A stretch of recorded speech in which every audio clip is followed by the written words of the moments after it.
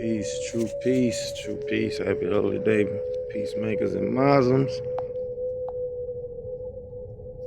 You are here with Dr. Lawiy, the Grand Sheik of the World Temple, Branch Temple number 24 of the Moorish Science Temple of America. We are a chartered and incorporated temple of the Moorish Science Temple of America, and we're teaching our people their nationality. Welcome. We're going to get started here today. Go ahead and share the room. Let everybody know that we are open. And we're about to have us a good old holy day for the day. Hope everybody enjoyed their holy day so far. We're going to open up with our usual divine supplication, y'all. So for those that's coming back listening to the replay, go ahead and share the room. Share the room. Let me get the meditation going.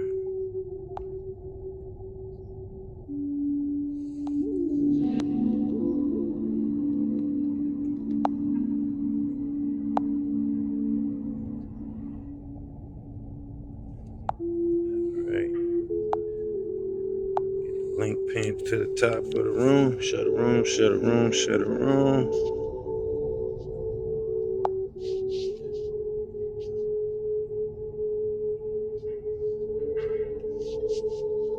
I'll get started for this week. If you're just coming in, bear with me. Getting everything set up here in the background.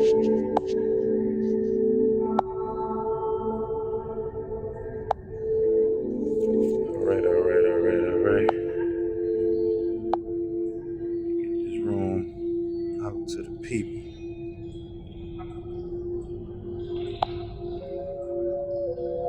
True peace.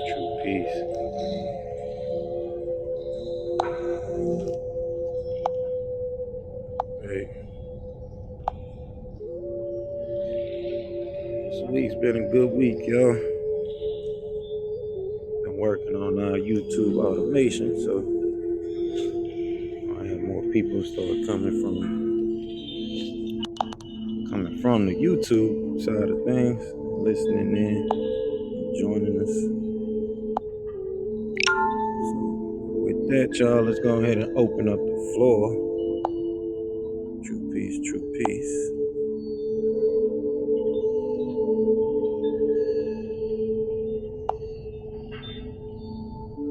Open us up.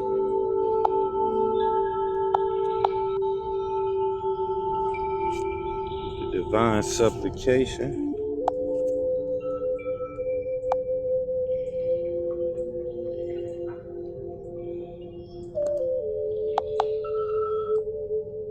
Everybody's great when they not tired.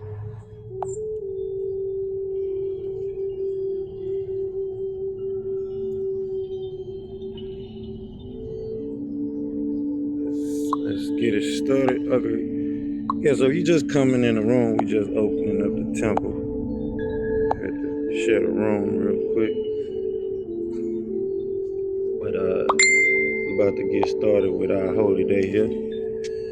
And I'm about to open us up with the divine supplication. First thing first, I want to give honors to the divine creator, Subhanahu wa ta'ala, the heavenly father, and the divine mother. I want to give honors to the prophet, Noble Drew Ali. I want to give honors to the forerunner of the prophet, Honorable Marcus Garvey. I want to give honors to the messenger, Honorable Elijah Muhammad. I want to give honors to all those that came after the prophet, such as C.M. Bey with the Moorish Cloak of Destiny. I want to give honors to brothers like H.I.M Bey, who illustrated the Moorish paradigm. I want to give honors to the forerunner, the master teacher, Dr. Malachi Z. York-El. I want to give honors to the gods and goddesses and their progenitor, Brother Clarence 13X. I want to give honors to our leaders such as Malcolm X and Martin Luther King, Brother Kwame Ture, or Stokely Carmichael, who y'all affectionately know as Kwame. I want to give honors to all those that'll be here in attendance with us tonight. I want to give honors to those members that are looking to join the Royal Council here and push things forward in the direction that we see fit for us as a global branch temple. I want to give honors to all things Moorish. And with that, let's jump right into this divine supplication. We begin all things by using the all. O Heavenly One, the Most High, who is sustainer of all the worlds, we do accept the duty you have laid on us to clean up the filth made by the West and its non-submitting fools. O my sustainer, we beseech you to keep your hand over us, to control the strings of the courses of our lives. Our sustainer, and if we do wrong, please show our divine blessings and forgiveness on us.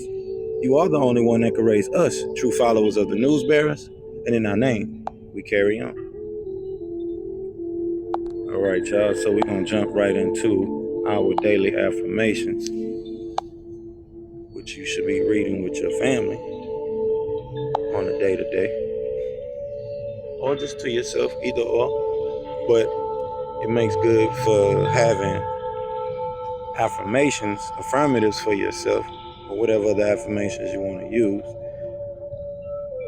But these are things that will, help you throughout your week and your day. So our daily affirmations are called the daily affirmations of the loyalty of the children of the Elohim, and what we accept as fact. We accept this fact,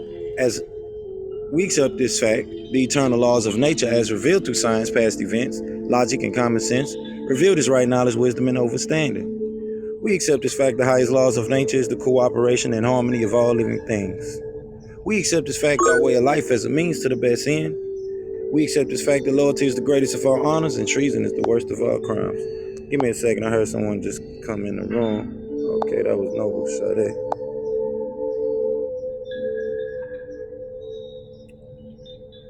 True peace, Noble, true peace. Happy holy day. Just give me a second while I read through this. Let me know when you're ready to come up. All right, we accept this fact that what is good for the Holy Tabernacle is the highest virtue, and what is bad for the Holy Tabernacle is the ultimate evil. We accept this fact that the Holy Tabernacle is the finest and noblest organization for all humanity, created by circumstances, and the ancient and mystic order of Melchizedek is the noblest of fraternities on and above this planet. We accept this fact that creativity, love, and cooperation are the essence of success. We accept this fact that truth and facts are always and has always been the originator and creator of all success. We accept this fact that all worthwhile cultures and civilizations came about from the ancient Sumerians and Camite Egyptians and the Anunnaki or Elohims from the heavens, without which there would be none. We accept this fact that for the Holy Tabernacle to survive, expand, and advance, we need, first of all, a revolution of values and thoughts, which must start within each person by being truthful with themselves and about themselves. Therefore, we completely and categorically reject all myths, fictions, religions, and lies that have not been proven. That would include your heavens, your hells, your hellfire and brimstones, your horned pitchfork devils, your winged angels, and your old man God character sitting on the throne up there somewhere. We deal strictly with facts. If you can't prove it, we don't want to hear it. That doesn't mean we won't listen to you.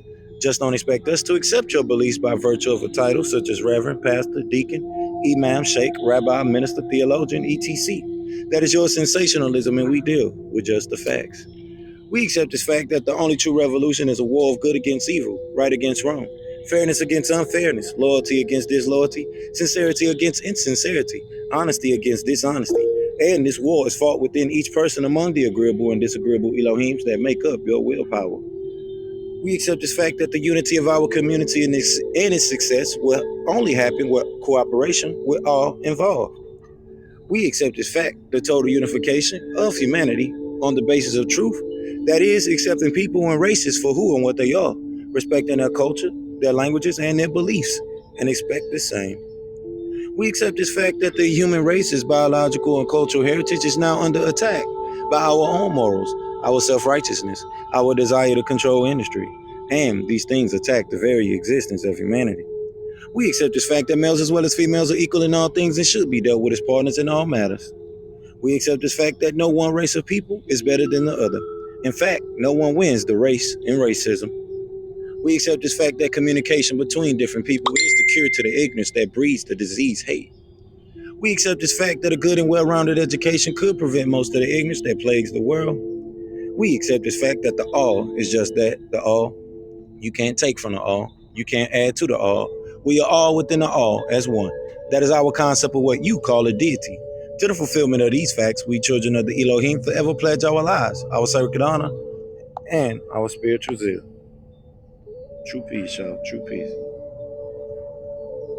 So I didn't get to see who else came in the room, but we're going to get started here tonight with our Moorish prayer and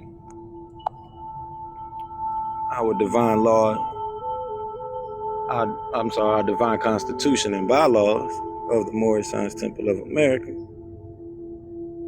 and get to our weekly readings this week.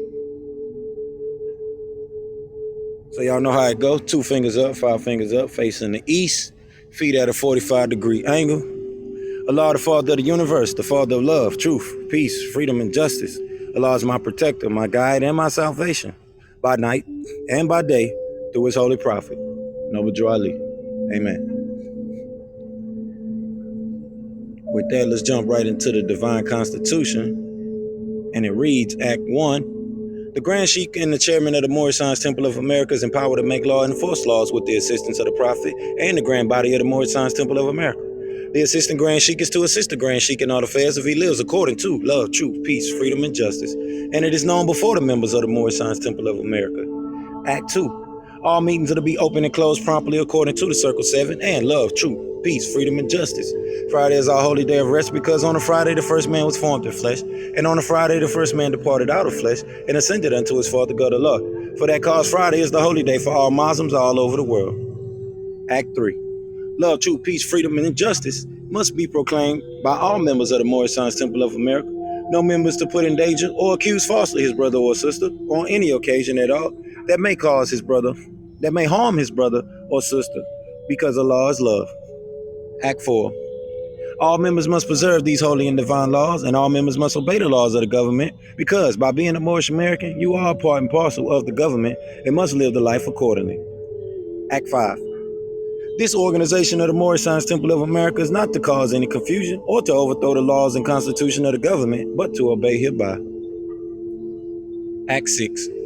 With us, all members must proclaim their nationality, and we are teaching our people their nationality and their divine creed, that they may know that they are a part and parcel of this said government, and know that they are not Negroes, colored folks, black people, or Ethiopians, because these names were given to slaves by slaveholders in 1779 and lasted until 1865 during the time of slavery. But this is a new era of time now, and all men now must proclaim their free national name to be recognized by the government in which they live and the nations of the earth. This is the reason why Allah, the great God of the universe, ordained Noble Drew Ali, the prophet, to redeem his people from their sinful ways. The Moorish Americans are the descendants of the ancient Moabites who inhabited the northwestern and southwestern shores of Africa. Act 7. All members must promptly attend their meetings and become a part and parcel of all uplifting acts of the Moorish Science Temple of America. Members must pay their dues and keep in line with all necessities of the Moorish Science Temple of America. Then you are entitled to the name of faithful. Husband, you must support your wife and children. Wife, you must obey your husband and take care of your children and look after the duties of your household. Sons and daughters must obey father and mother and be industrious and become part of the uplifting of humanity. All Moorish Americans must keep their hearts and minds pure with love and their bodies clean with water. This divine covenant is from your holy prophet, Noble Drew Ali, through the guidance of his Father God Allah. Islam, y'all. Shalom, shalom. Hag Hatep, true peace. True peace, true peace. So we're going to jump right into the Holy Qur'an, Circle 7, chapter 25, which is called the Holy Covenant of the Asiatic Nation. We're going to kick off our weekly readings.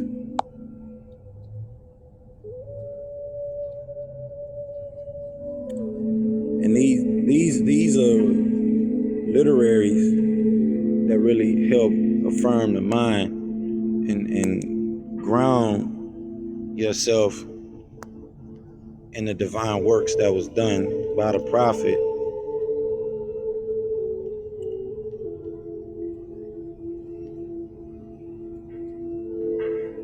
So, as I say every week, it's something new that you should be getting every time we go over this information, because repetition is the father and mother of learning,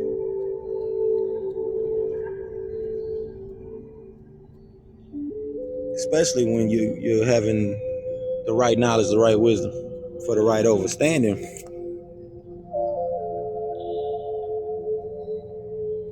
affirmed in repetitive mode. So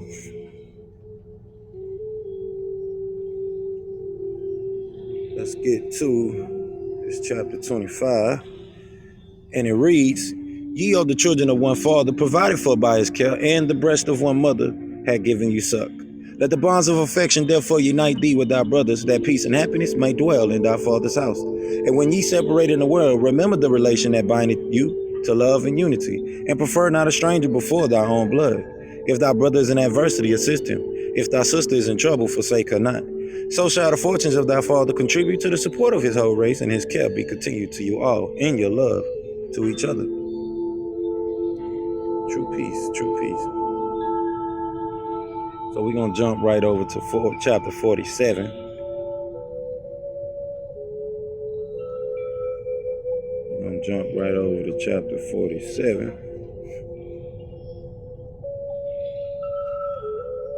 And then, of course, 47 is called, then 48. And then, of course, 47 is called Egypt, the capital empire of dominion of the dominion of Africa. And it reads, "The inhabitants of Africa are the descendants of the ancient Canaanites from the land of Canaan.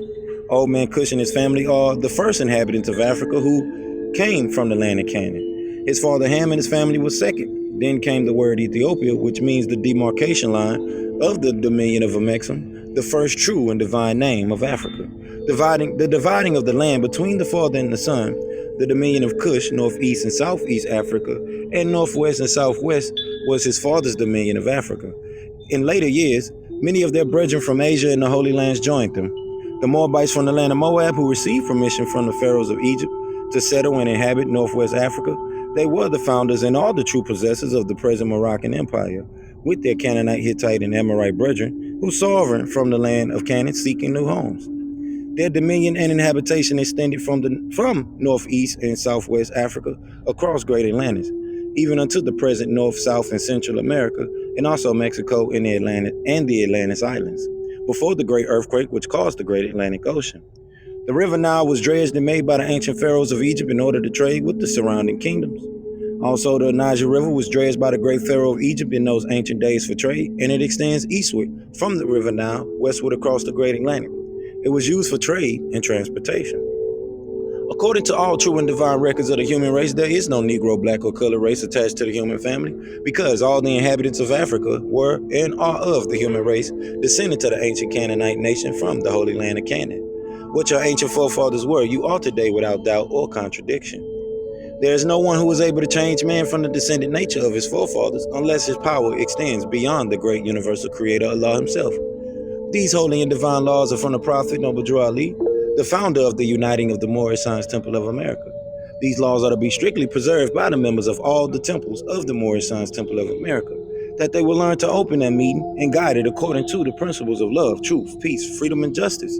Every subordinate temple of the Grand Major Temple is to form under the covenant of love, truth, peace, freedom, and justice, and to create their own laws and customs in conjunction with the laws of the Holy Prophet and the Grand Temple.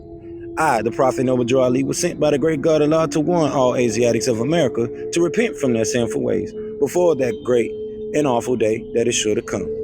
The time has come when every nation must worship under its own vine and fig tree, and every tongue must confess its own. Through sin and disobedience, every nation has suffered slavery due to the fact that they honored not the creed and principles of their forefathers. That is why the nationality of the Moors was taken away from them in 1774, and the word Negro, black, and colored was given to the Asiatics of America who were of Moorish descent, because they honored not the principles of their mother and father and strayed after the gods of Europe, of whom they knew nothing. Islam. So this week I've been doing some craft work, and just really diving into some of the lectures that came from our leaders from the past 100 years, and just diving into get more of a perspective of their mind frames and the sociological understandings that they had during the time, and how the unity of our people as a forefront was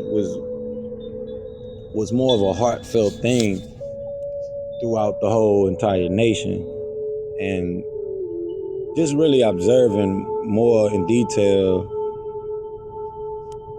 because a lot of the messages from those leaders from the past 100 years, they don't really get observed too much like that, especially in the temples, because a lot of rhetoric, as I've mentioned before, keeps us from really getting into just the perspective of different speakers, different orators that came and spoke out and really created movements that were also in conjunction with the forerunner of the prophet and Garveyism and other things like that was around at the time. So this message coming from the prophet in chapter 47, and really taking it a step up with pushing us toward getting into the literature that was being pretty much spoon-fed to us at the time about the scriptures and the Bible. So we're gonna wake it up this week with some aspects from that. But I'm gonna go ahead and read over chapter 48, which is called the end of time and the fulfilling of the prophecies. And it reads, the last prophet in these days is Noble Ali, who was prepared divinely in due time by Allah to redeem men from their sinful ways and to warn them of the great wrath which is sure to come upon the earth. John the Baptist was the forerunner of Jesus in those days to warn and stir up the nation and prepare them to receive the divine creed, which was to be taught by Jesus. In these modern days, there came a forerunner of Jesus who was divinely prepared by the great God of Allah, and his name is Marcus Garvey, who did teach and warn the nations of the earth to prepare to meet the coming prophet, who was to bring the true and divine creed of Islam, and his name is Noble Ali, who was prepared and sent to this earth by Allah to teach the old-time religion and the everlasting gospels, and the everlasting gospel to the sons of men, that every nation shall and must worship under their own vine and fig tree, and return to their own, and be one with their Father God Allah. The Moorish Temple of America is a lawfully chartered and incorporated organization. Any subordinate temple that desires to receive a charter, the Prophet has them to issue to every state throughout the United States, etc., that the world may hear and know the truth, that among the descendants of Africa, there is still much wisdom to be learned in these days for the redemption of the sons of man, under love, truth, peace, freedom, and justice.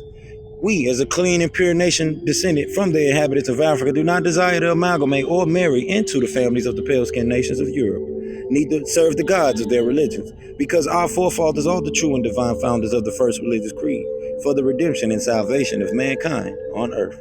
Therefore, we are returning the church and Christianity back to the European nations, as it was prepared by their forefathers for their earthly salvation, while we, the Moorish Americans, are returning to Islam, which was founded by our forefathers for our earthly and divine salvation.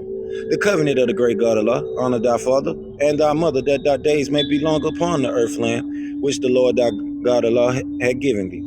Come, all ye Asiatics of America, and hear the truth about your nationality and birthrights, because you are not Negroes. Learn of your forefathers' ancient and divine creed, that you will learn to love instead of hate. We're trying to uplift fallen humanity. Come and link yourself with the family of nations. We honor all true and divine prophets. Islam.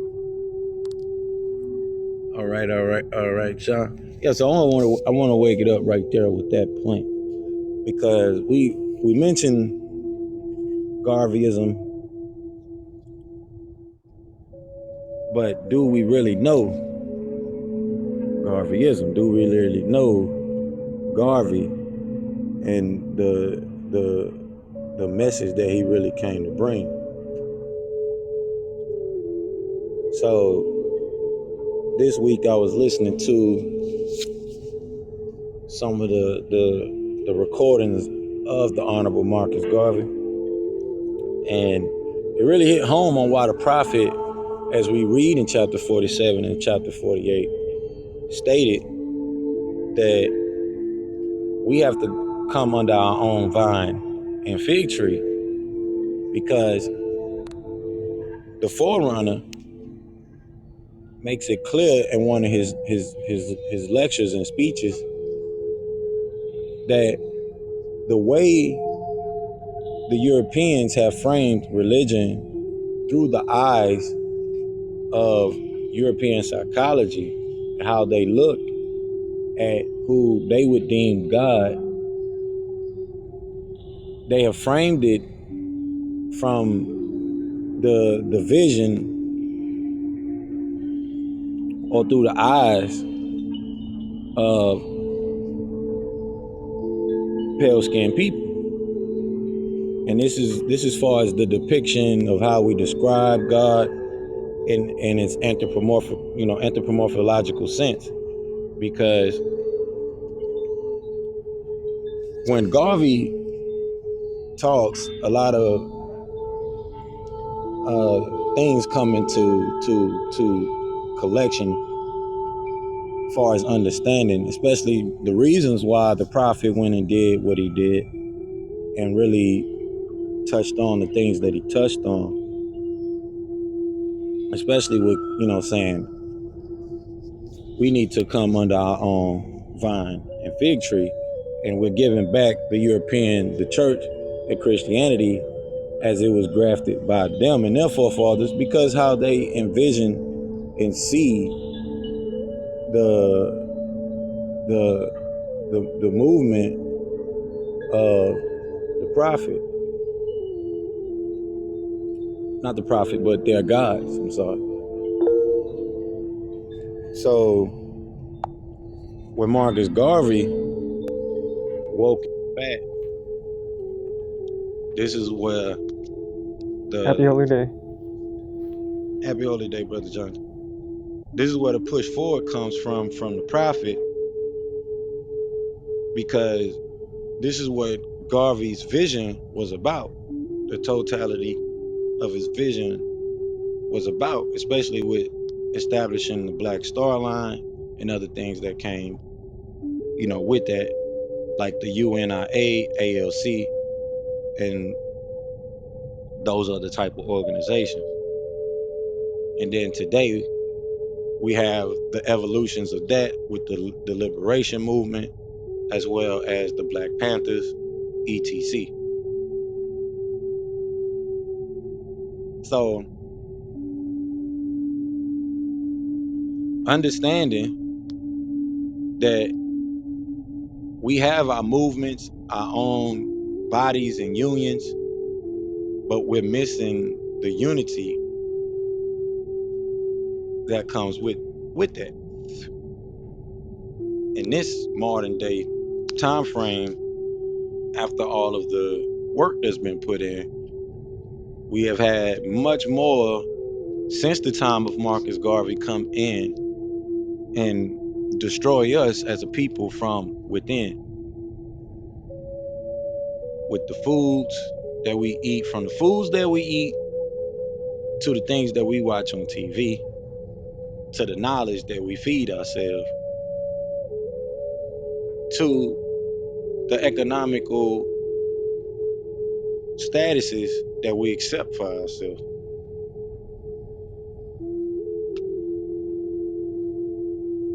Now, I wanted to get into the Treaty of Grenada and also the Alhambra Decree,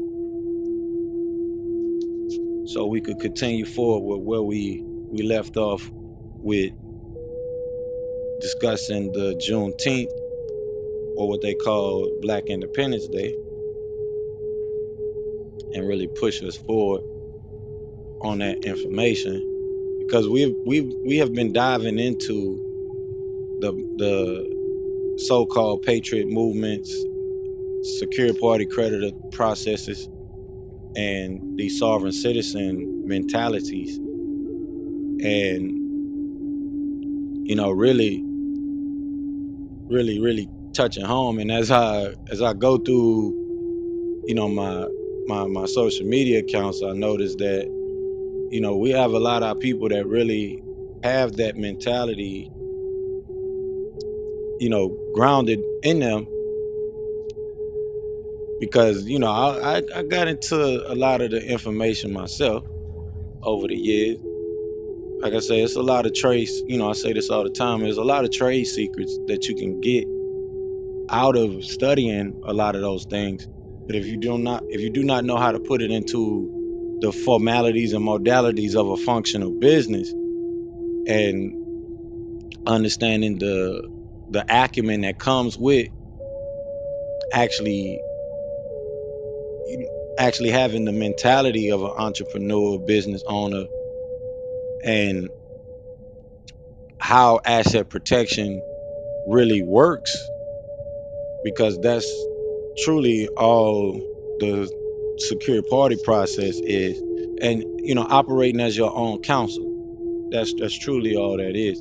And this is mentioned in the scriptures about counsel, and having to have counsel and be able to have a counsel.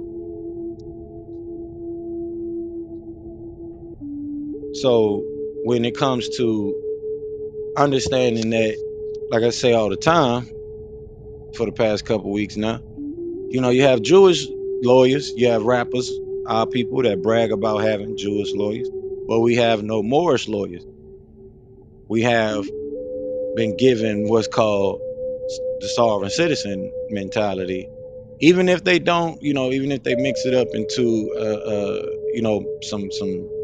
some patriotic modalities, it's still at the end of the day sovereign citizen and the secure party creditor process. And it's okay to understand the trade secrets behind contracting, but if we don't put that into a form of proper business standard and modalities, we're gonna be lost. We're gonna be lost in the wind.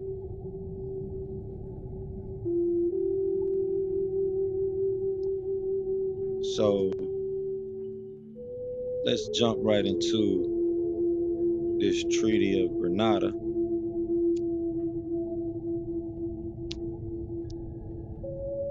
I'm gonna open us up with that, and then we're gonna get into the Alhambra Decree as well.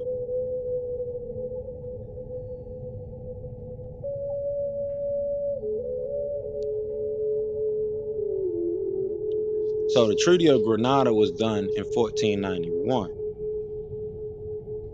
and is also known as the Capitulation of Granada, or simply the Capitulations, which was signed and ratified on November 25th, 1491, between Boabdil, the Sultan of Granada, in front of that, and Isabella, the king and queen of Castile, Leon, and Aragon in Sicily. And it ended the Granada War, which had started in 1482, and culminated in the siege and Battle of Granada, which began in spring 1491. So we're going to get into the actual text of the Treaty of Granada and how it leads up to today.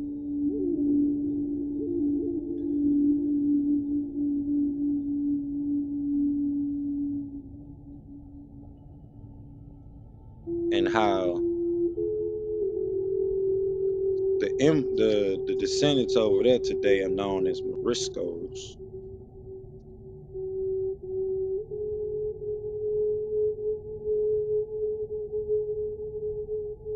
which is just Spanish for Moorish or Moors.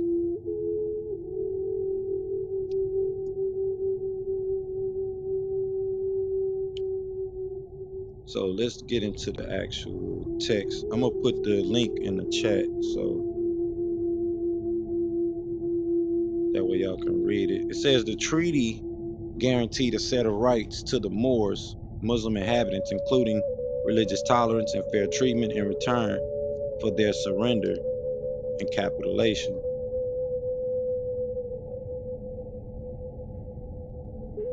And we really got to actually observe the text, because that might not be what the actual issue is, especially when it says surrender. So let's get into it.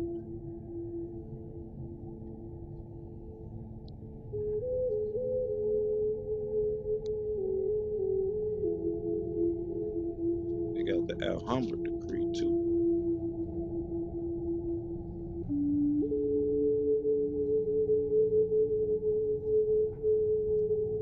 So let's get into this.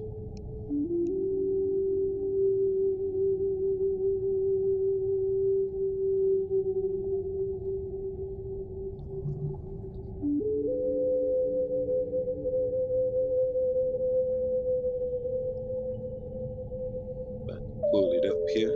Give me a second, y'all.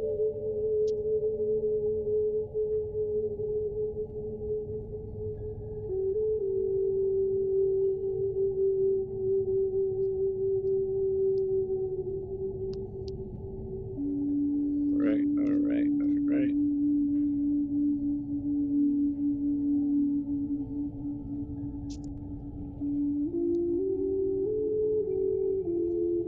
I guess it. Hope that ain't the same thing, because it's pulling up as the. It's pulling up as the Alhambra decree, but I don't think that would be the same thing. From what I understood, the Alhambra decree came in 1492, so the Treaty of Granada should be a little different.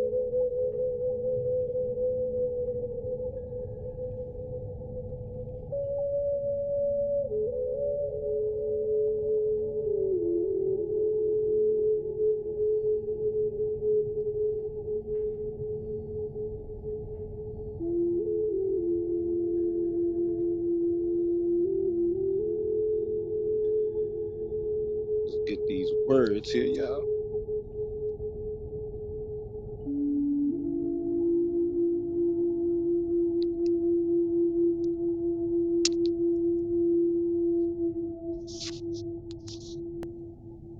Yeah, 1491.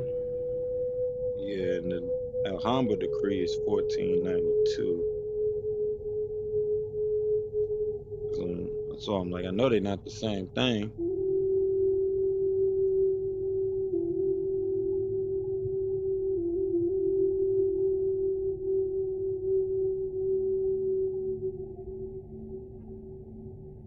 Just trying to see if there's any copies of the actual text.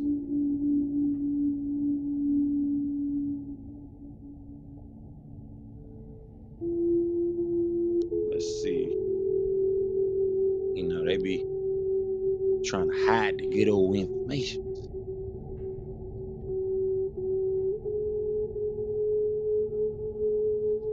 I don't think this is it.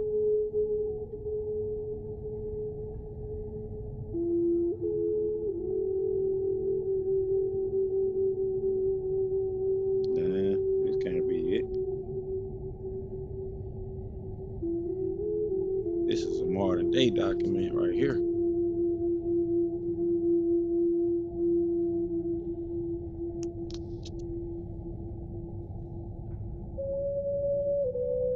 Maybe if I look up the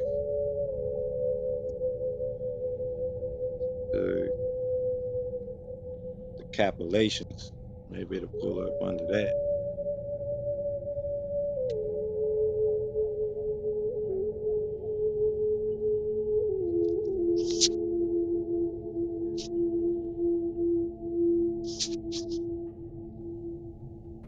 I guess there's a word count limit. I'll learn something new.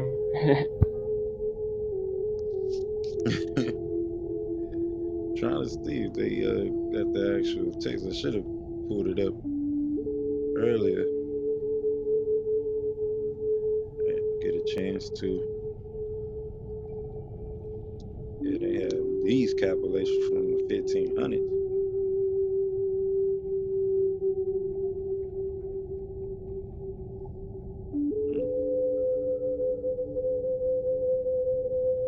That'd be crazy if they don't have the actual text to the Treaty of Granada. They got the information behind the Treaty of Granada, but not the text. Okay, I think we got it. Yeah. So let's read it. We have the Treaty of Granada right here. It says the capitulation of 1492 contained 67 articles, among which were the following.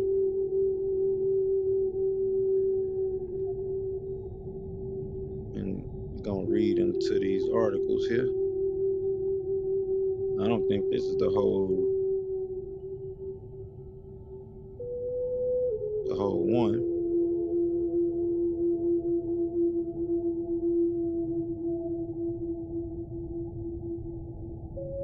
But we're gonna definitely get into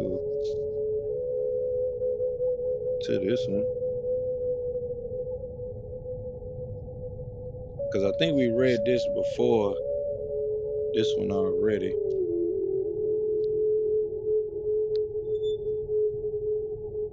Or we probably skimmed through it, but we didn't read the whole thing.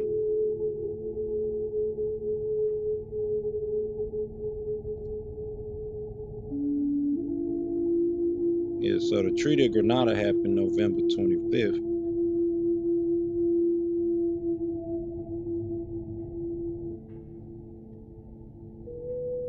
There's another Treaty of Granada in the 1500s. But I think that's connected to the same one.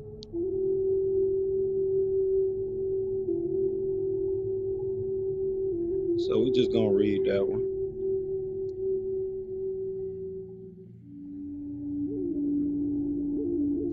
They're not trying to let us be great. You know how they do.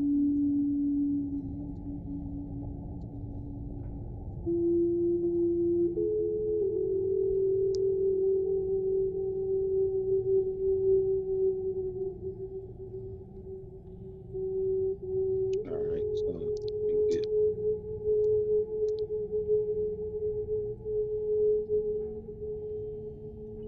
to that one.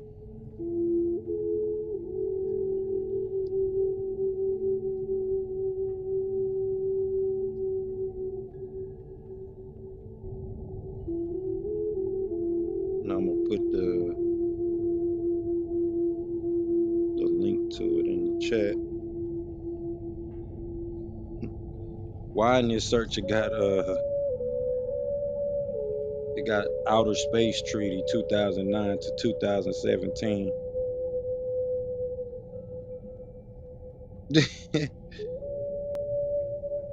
Who is this? Man, I'm about to put it in the chat, y'all. Alright. And I'm gonna screenshot this.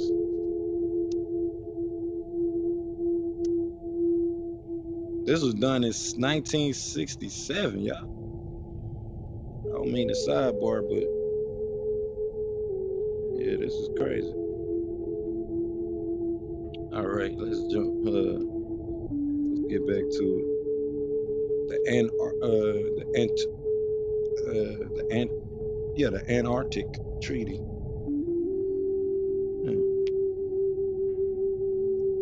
That's funny because I was all up in the map this week looking at Greenland. That's funny. I was just thinking about Antarctica and Greenland because of that. Yeah, that's funny. Yeah, interesting. I'm gonna look at this a little bit more.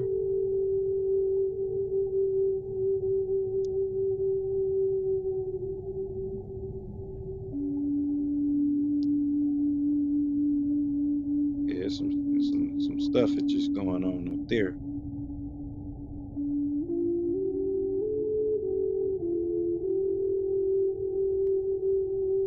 Yeah, wasn't like exploration opened up for a certain group of people or something like that, or the last couple years? I don't know. go back to my history.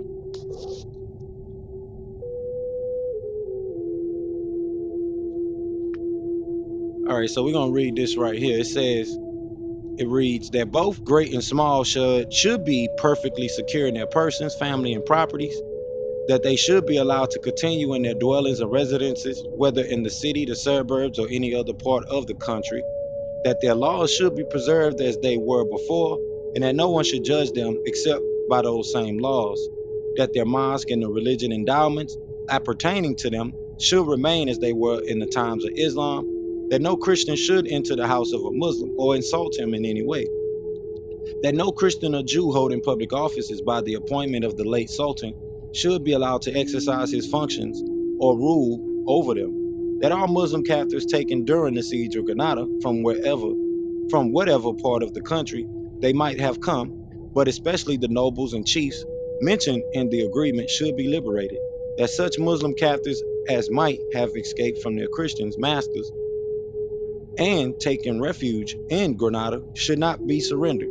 but that the Sultan should be bound to pay the price of such captives to their owners, that all those who might choose to cross over to Africa should be allowed to take their departure within a certain time and be conveyed thither in the king's ship and without pecuniary tax being imposed on them, beyond the mere charge for passage, and that after the expiration of that time, no Muslim should be hindered from departing, provided he paid, in addition to the price of his passage, the tithe of whatever property he might carry along with him, that no one should be prosecuted and punished for the crime of another man, that the Christians who had embraced the Mohammedan religion should not be compelled to relinquish it and adopt their former creed, that any Muslim wishing to become a Christian should be allowed some days to consider the step he was about to take, after which he is to be questioned by both the Mohammedan and a Christian judge concerning his intended charge.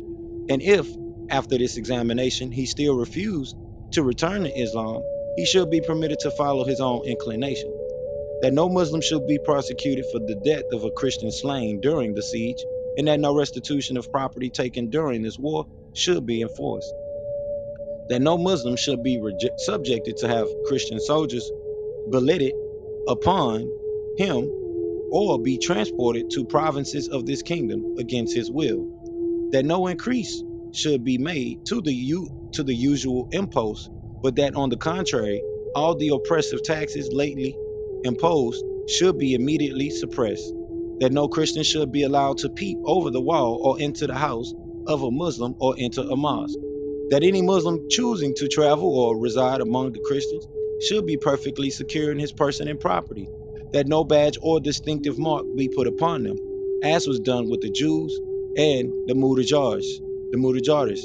that no Muslim should be interrupted in the act of calling the people to prayer, and no Muslim molested either in the performance of his daily devotions or in the observation of his fast or in any other religious ceremony, but that if a Christian should be found laughing at them, he should be punished for it, that the Muslim should be exempted from all taxation for a certain number of years, that the Lord of Rome, the Pope, should be requested to give his assent to the conditions above and sign the treaty himself.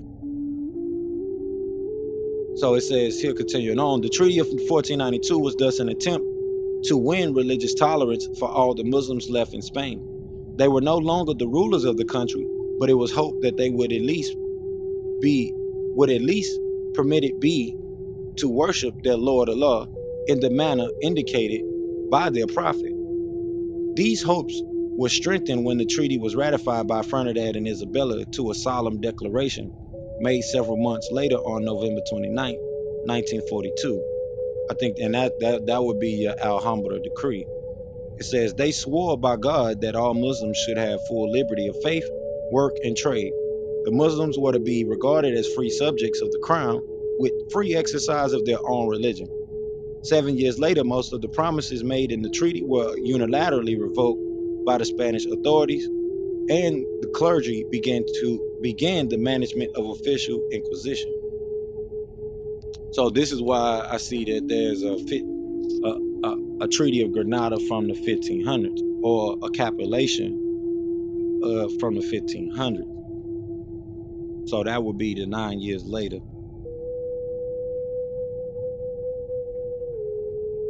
Yeah, because they have the one from the 1491. So it says Treaty of Granada 1500, signed on November 11, 1500, was a secret treaty between Ferdinand II of Aragon and Louis VII of France, in which they agreed to partition the kingdom of Naples.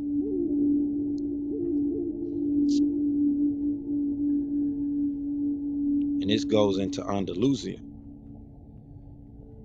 It says, following the death of Charles IV of Anjou in 1481, the Angevin claim to the kingdom of Naples passed to Louis VI, then to his son Charles VIII of France in 1483.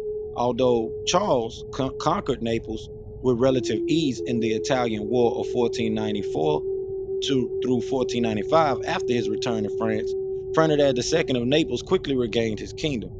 He did so with support from his distant relatives, Ferdinand II of Aragon, who was ruler of the neighboring kingdom of Sicily, viewed French expansion in southern Italy as a threat. In September 1496, Ferdinand of Naples was succeeded by his uncle, Frederick.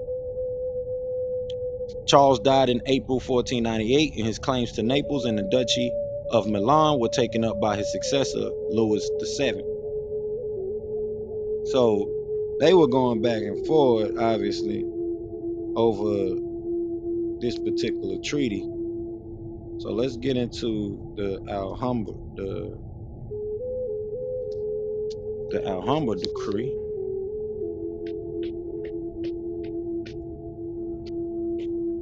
So that's the Treaty of Granada from the 1500s. We're going to jump into the Alhambra decree.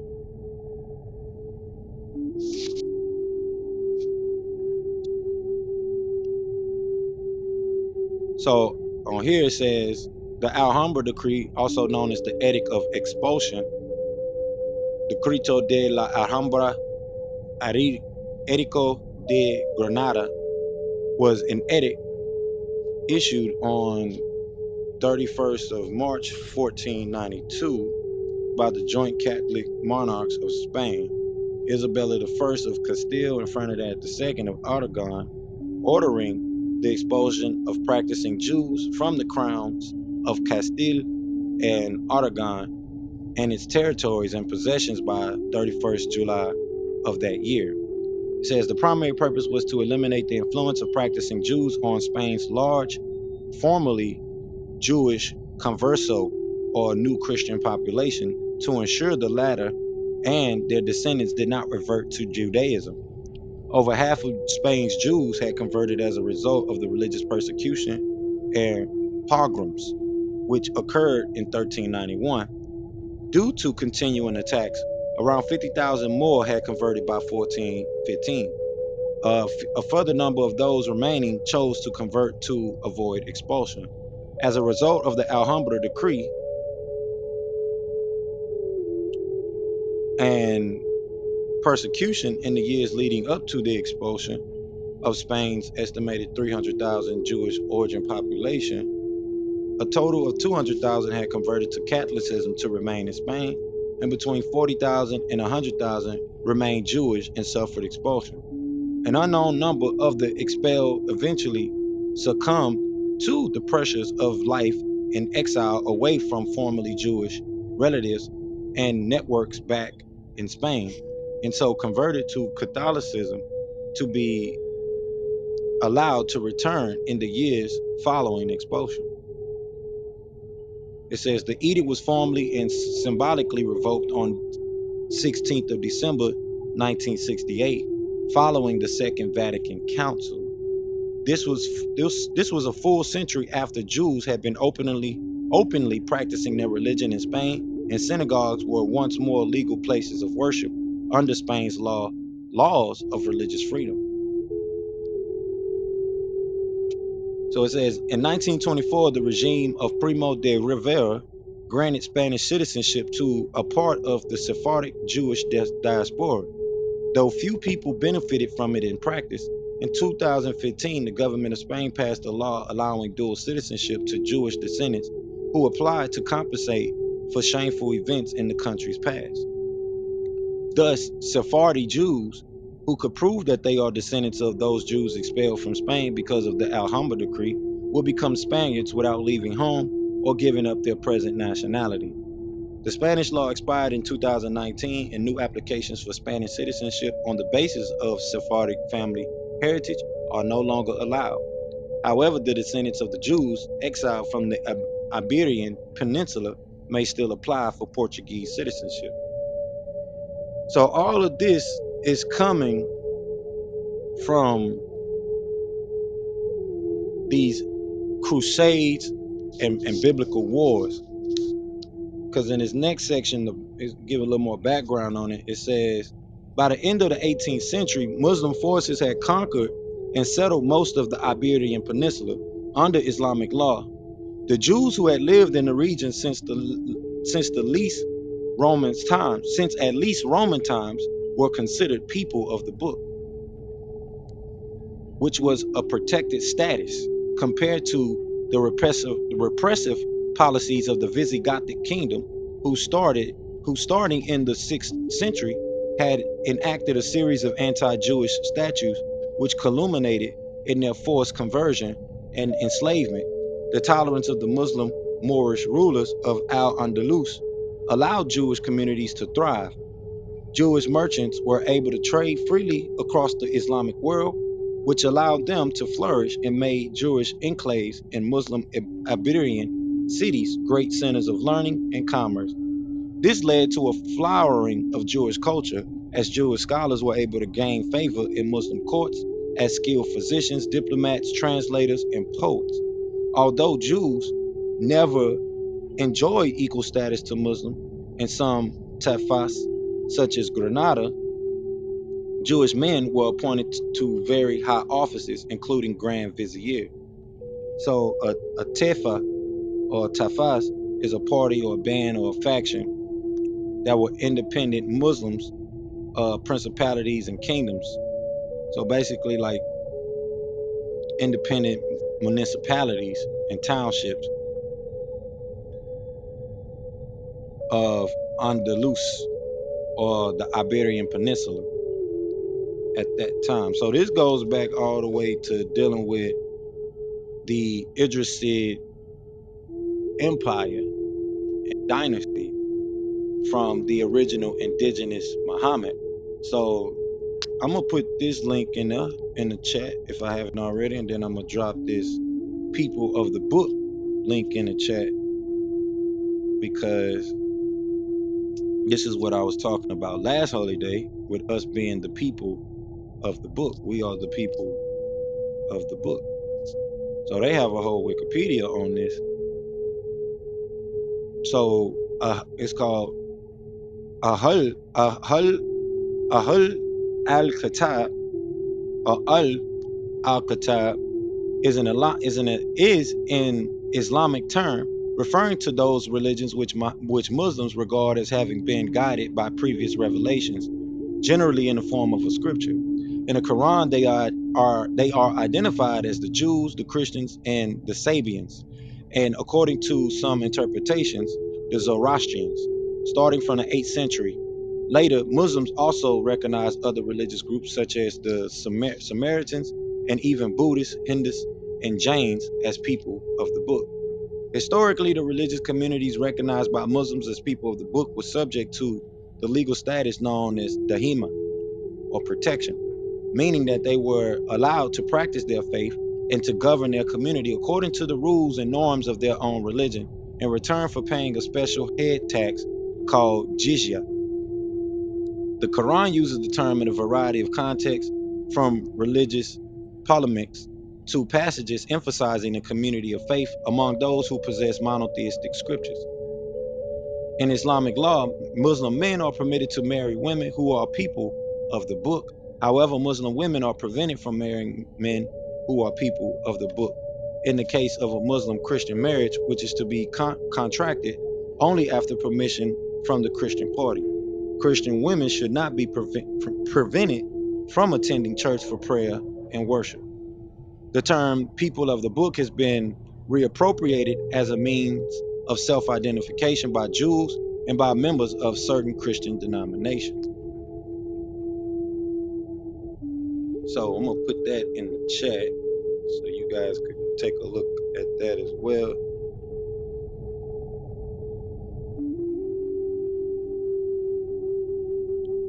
And really dive on in as you can.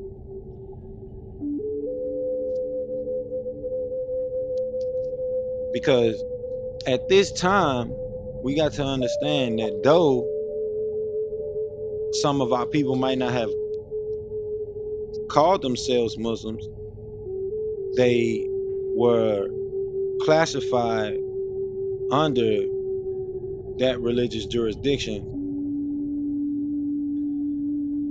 in law, or let me say religious jurisprudence, as Christian or either Muslim, and other people of the book at the time, as it's pretty much called in the encyclopedia text that we're reading online, which is called Wikipedia. So the reason why we're going into this information is because these treaties that were put in place that go back to these days and time, especially with us talking about the Treaty of Peace and Friendship. These are the treaties that were used by way of law when it came to certain conquests.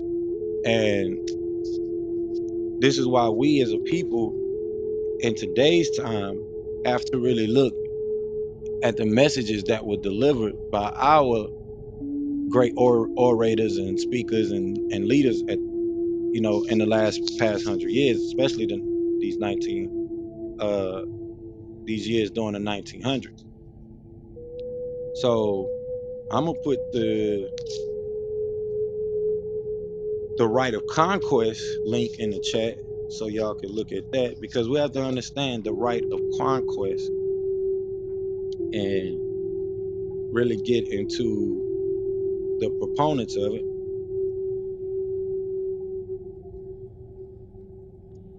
And this is why it's good for us to actually study these ancient doctrines, because we're going to come back and keep visiting this and correlating it with setting the record straight, because that's basically what we are here to do, is set the record straight.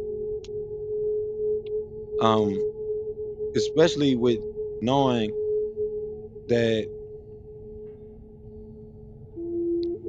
the land of Spain was, as is documented in history, was conquered by the Moors in the 700s. So coming up to the 1200s, 1400s, 15, 1600s, as you can see, even up to 2019, we're dealing with cases and remnants of those situations.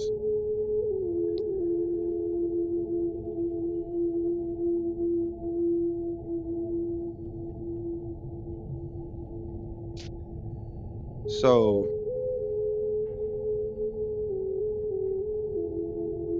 we're gonna get into the proportions of this. I don't have the set the record straight with me right now, so we're gonna dive into that more next week. But I will use what we have here to really make some correlations between what is taking place, because we do have El's Holy Qur'an, which we're gonna get into,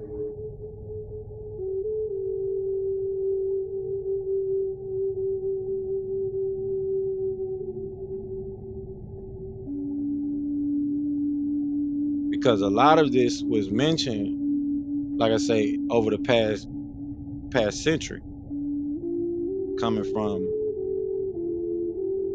our great leaders, speakers, and orators about the things that took place over the past hundreds of years.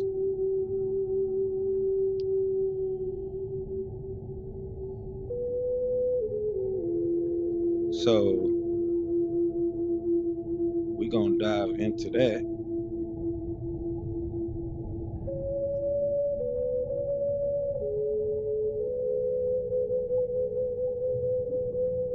And I also want to make some correlations coming from the Qur'an as well, because when we're talking about the prophet, this is still in the 600 AD. So this is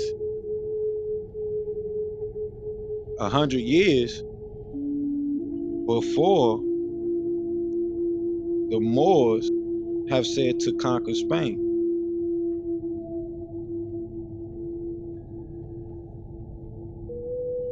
Because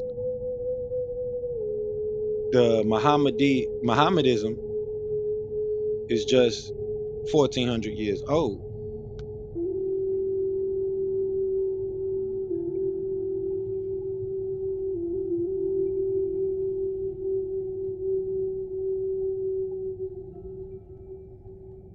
So we have to really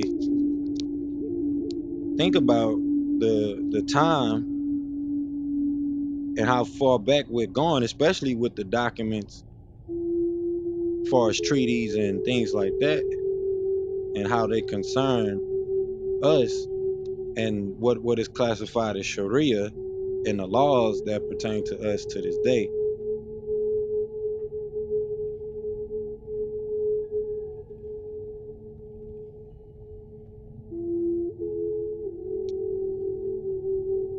So let me see. Let me see if I can get a copy real quick, y'all. See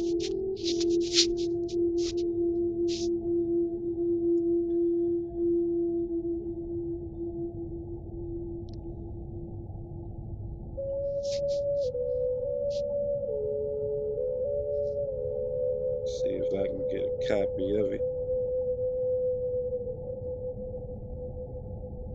Yep.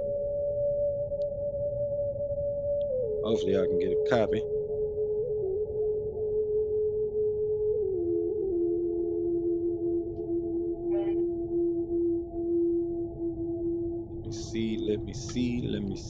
Let me see.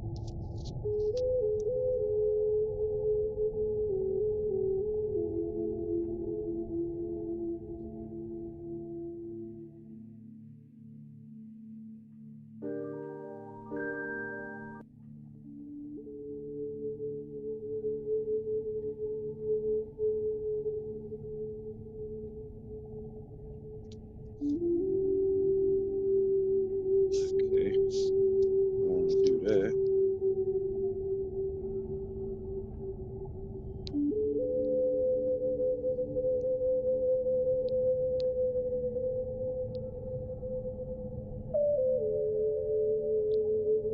Okay, so it want me to put a document up.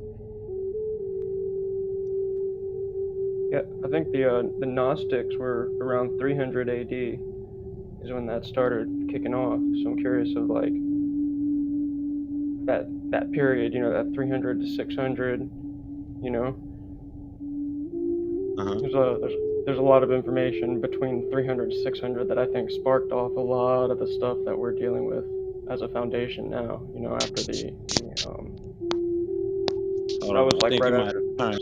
I'm probably breaking up, yeah. I hear you, but I think you just a little bit low. Can let me see.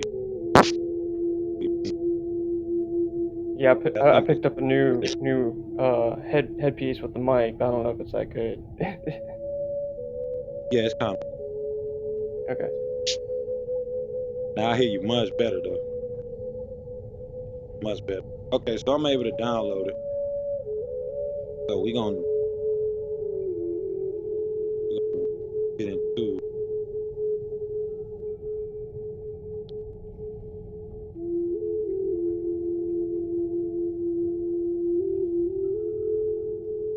it now.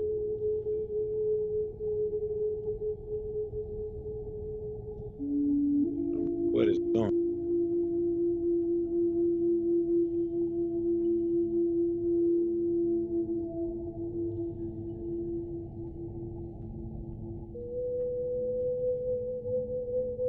Difficult as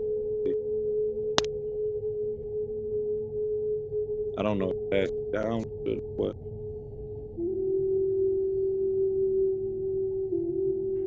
Yeah, the Gnostics are coming out of the time, like right around the time when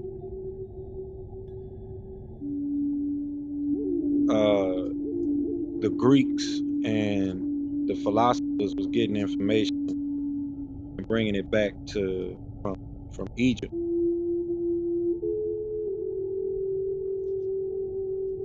So you have a lot of that information coming out of those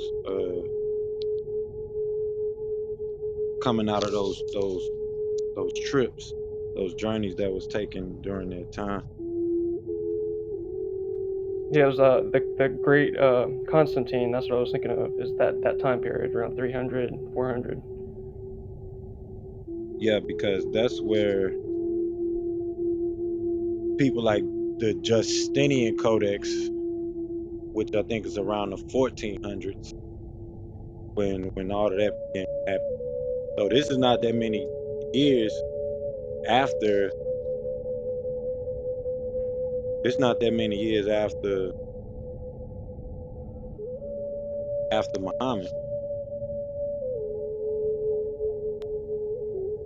And I'm sure all of them were rubbing up against each other, formulating what was going on, and yeah, that's the beginnings of the foundations, and in many ways the rifts, you know. Correct. It's not letting me down, so y'all giving me trouble.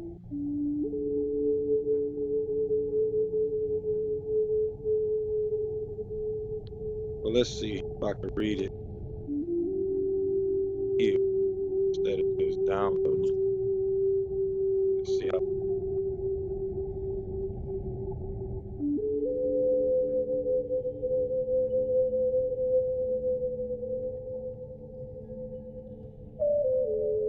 It is gonna be downloaded.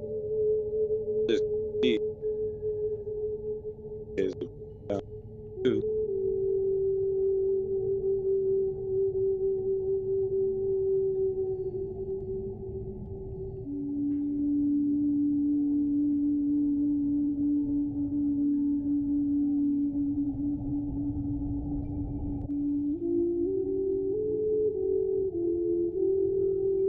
Download.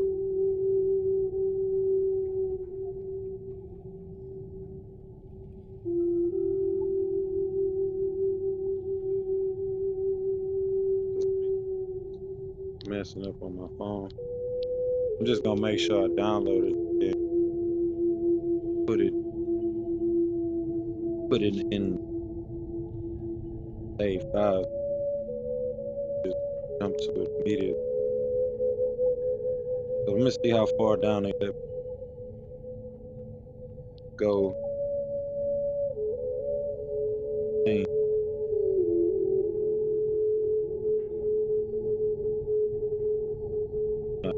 try to try.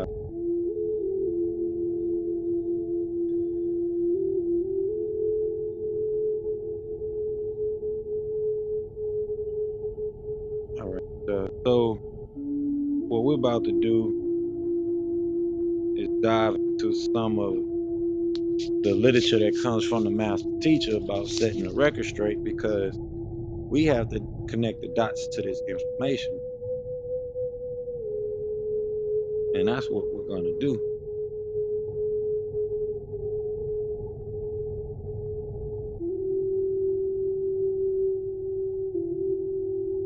So we're going to dive into it. 10.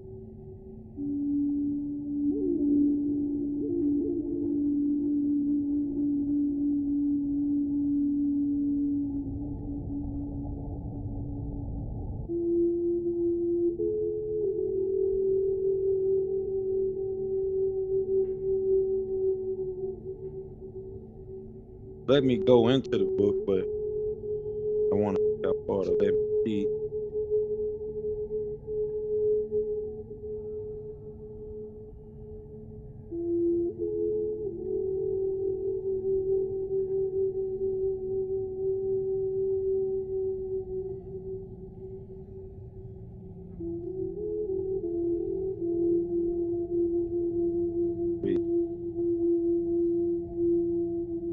Deep to this. So we're gonna start off with who was Ben York. This is the question that's being posed by the teacher. This is so we can give correlation and clarity on the information that we're reading about the Alhambra Decree and the Treaty of Granada, because this is also a piece of what's called the Sacred Record of Moors that was drafted by the teacher. So it says Ben York was given the name of the son Yusuf bin Ali, also called Abdullah ibn Ali, born 1756 to 1861 AD. So this is, like I said, going back to that time of the early 800, 900, the 100, the 1000s, the 1200, and that particular time frame. So it says, and a Washo woman named Wara Salim Idris, also known as Rose, daughter of Sharufa Salim Idris of the Idrisid dynasty, who were Moorish Muslims, who came with one of the many ships that sailed over here from Africa by African navigators from Mali, riding the African tide or current. The Idrisid dynasty were the first Arab rulers of the whole of Morocco. They were the descendants of Bilal, son of Rabah and Hama, an Ethiopian Moor born 551 to 641 AD. This Bilal was of the Hebrew Essenic branch of Shriners, who was responsible to pass the scepter of rulership from Israel to Ishmael, giving Muhammad his link to the ancient shrines. The ancient Shriner splits. One branch continues south along the coast. The other branch flows into the Atlantic and becomes the North Equatorial Currents. So he's going into the African tide and how they use that to travel here to America. It says this strikes the American coast in a broad band from the Guineas through the Antilles. The strongest part of this current runs along the coast of Venezuela from Trinidad to Guadalajara Peninsula. The coast of Senegal and Gambia was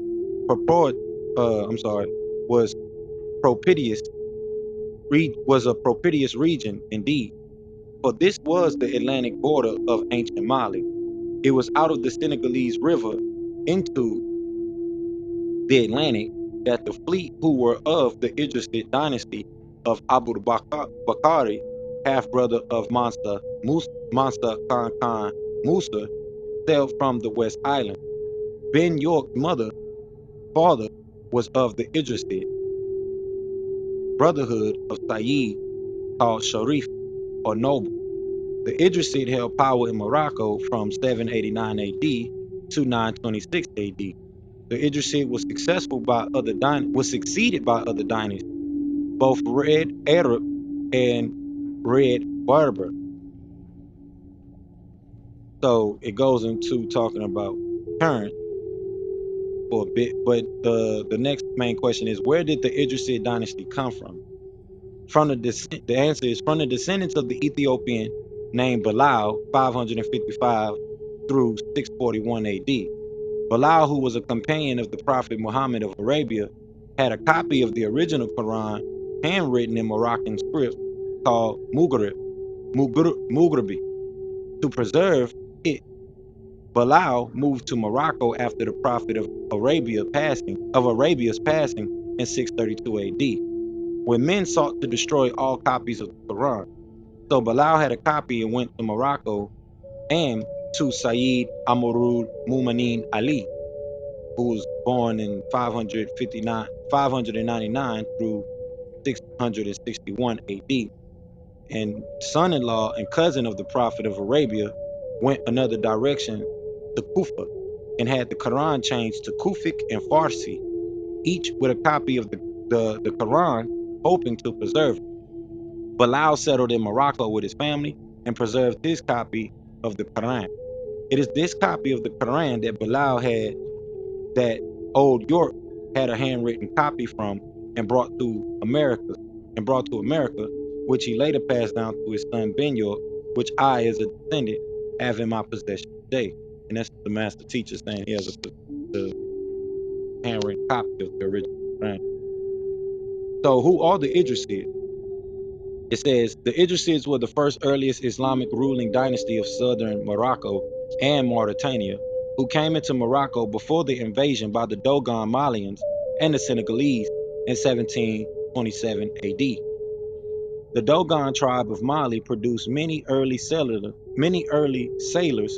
as previously mentioned as Mansa Kankan Musa, who sailed over to these shores in search of his half-brother Abu Bakari, who had the same father but different mothers.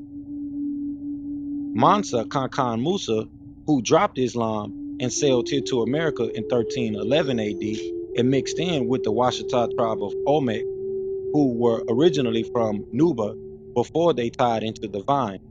When Abu Bakari, the half-brother of Mansa Kankan Musa, arrived on the shores of America, there were already Olmec from Nuba of southern Sudan. Both men were known as Nubans, the original non-ether woolly-haired beings, and not the Nubians. The Olmec are also referred to as rubber people.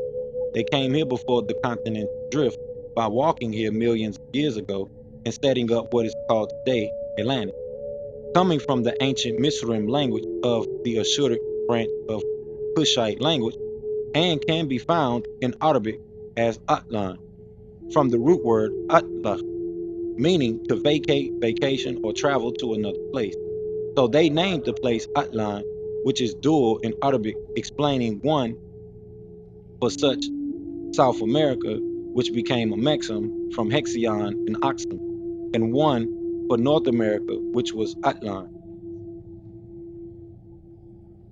So let's see if they let me go in.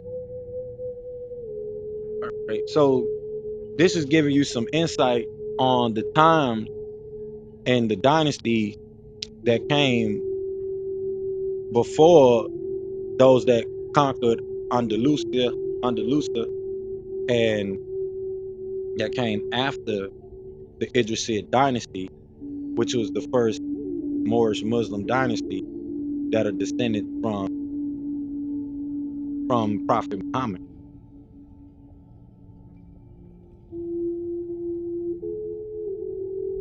So this is going into us being the Olmecs. I want to keep going until we get the information we need.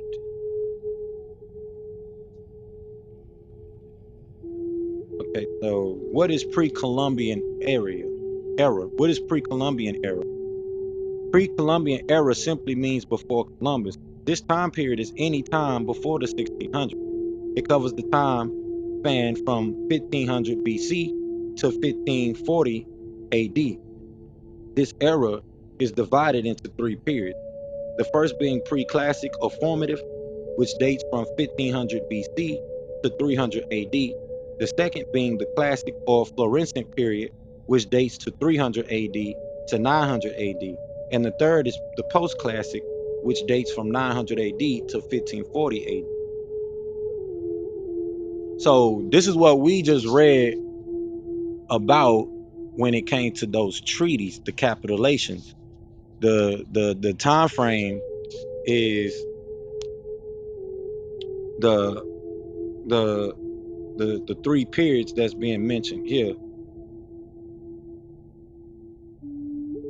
going all the way back to 1500 before Christ era time. So this era before Columbus is what those treaties that we read from 1491 and 1492. This is what led up to Columbus going to do the exploring that he did. And if you look in some of those Wikipedia links that I put in the chat, you'll see that it also mentions about the conquest of those of Columbus. It starts to talk about Christopher Columbus a bit.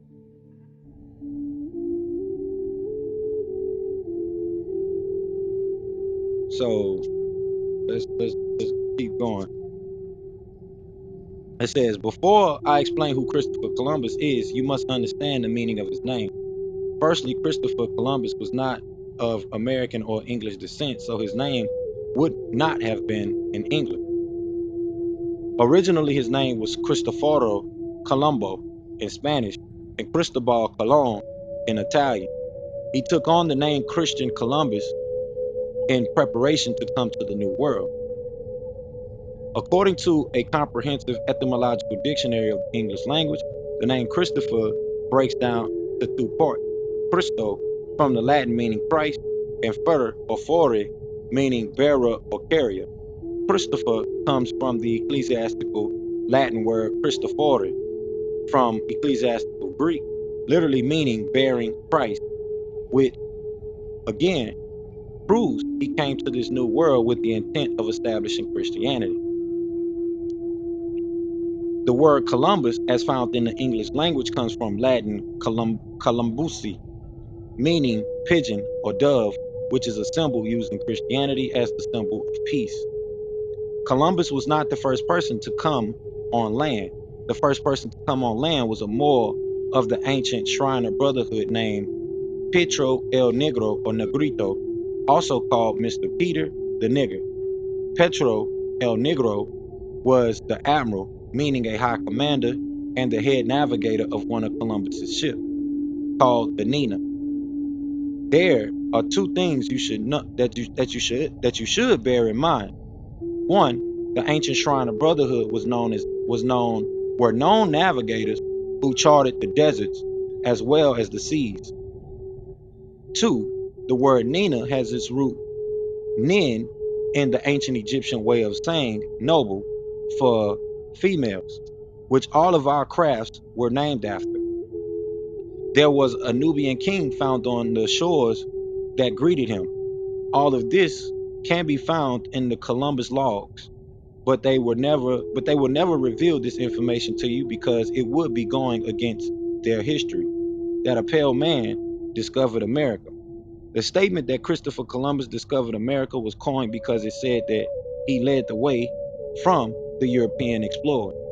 The real truth is Diego Columbus and Christopher Columbus would have starved if it weren't for Pedro el Negrito or Negro who fed them.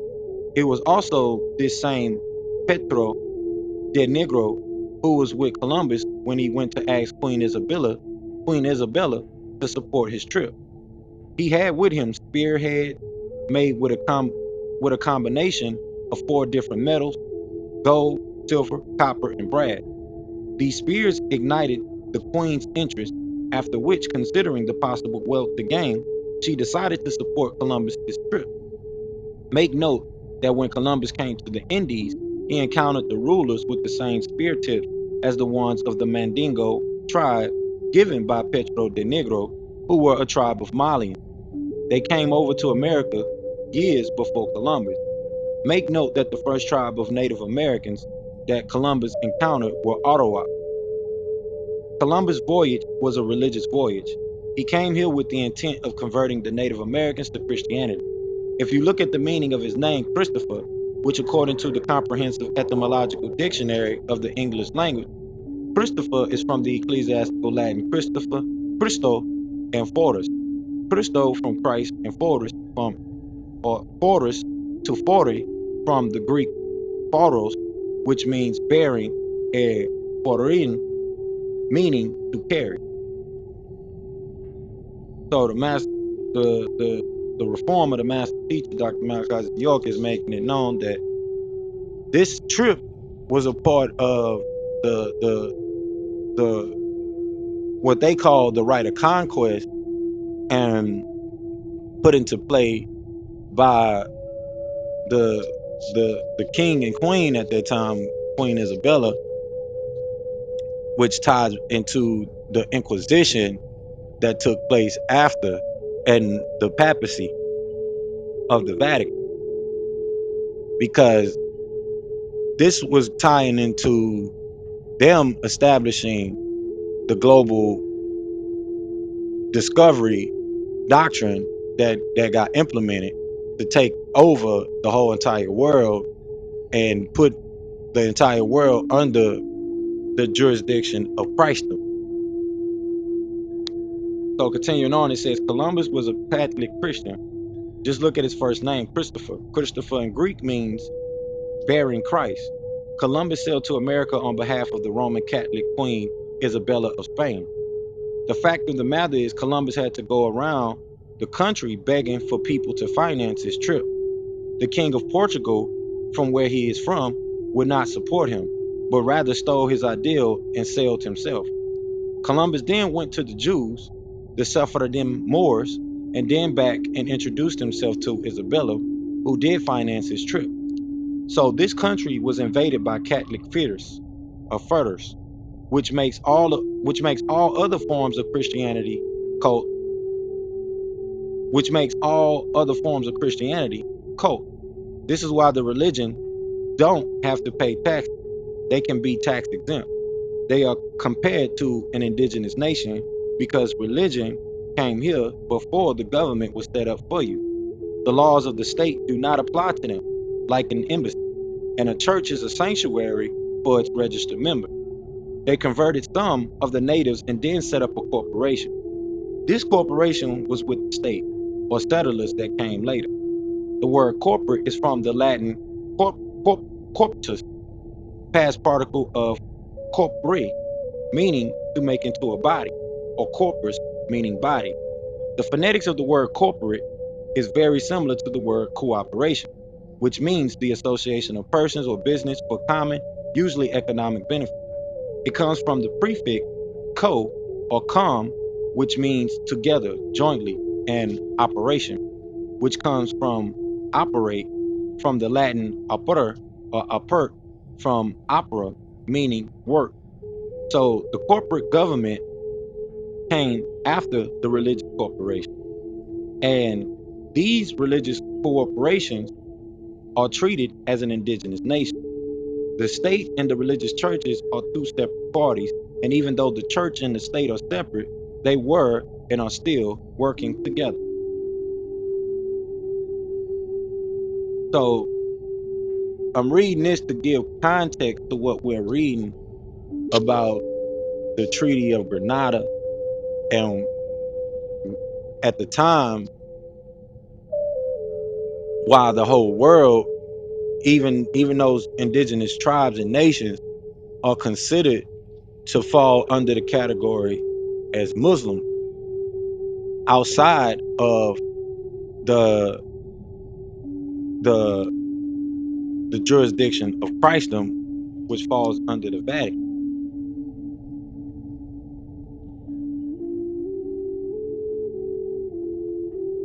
So keep going. And then I really want to get to the part about the antediluvian, not antediluvian, Andalusia, in that time frame that we're reading about with the Treaty of Grenada.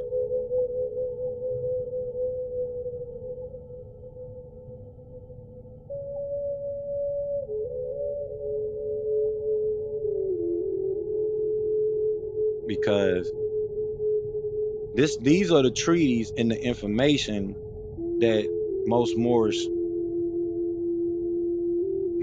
people make reference to, and like I said, we want to look into the information so that way we understand what's being said and talked about in context.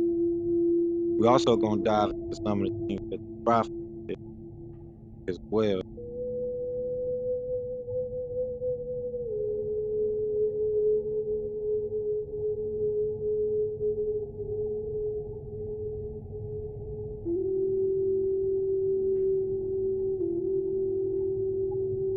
So this fine, but we need to keep reading context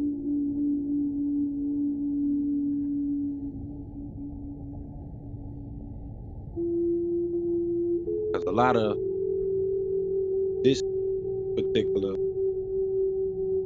book that we read from now gives you a lot of information that you would need about the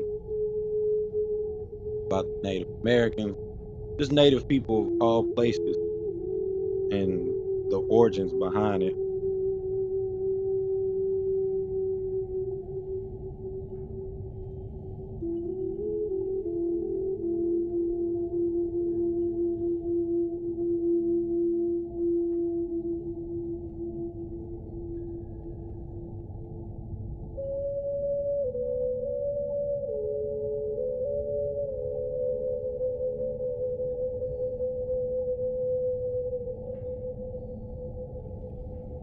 I would read this part with yeah,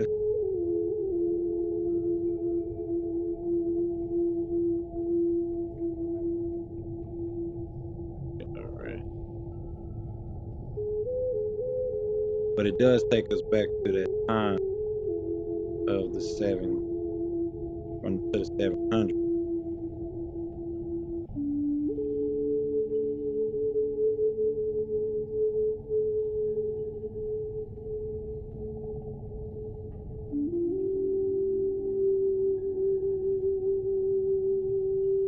Want to go back to time, but we did make reference to Queen Isabella because she came back in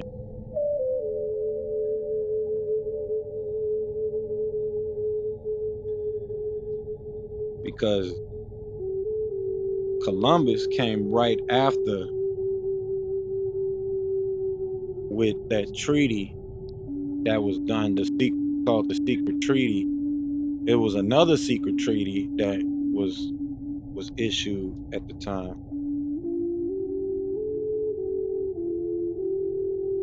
and this ties into the conquest that took place.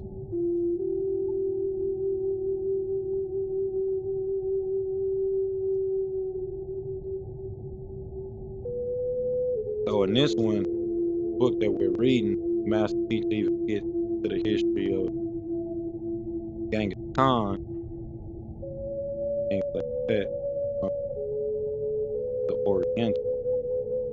So it's a lot of good information to put in context.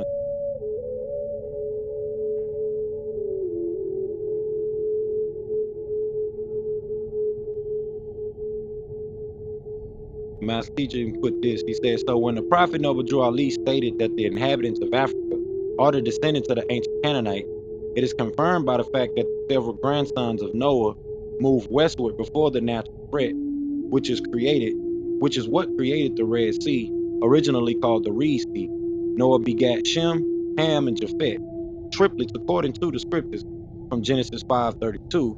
It clearly states that Noah was 500 years old when he had these three sons. That's all in the same year. You're only 500 once, just like you're only 50 once.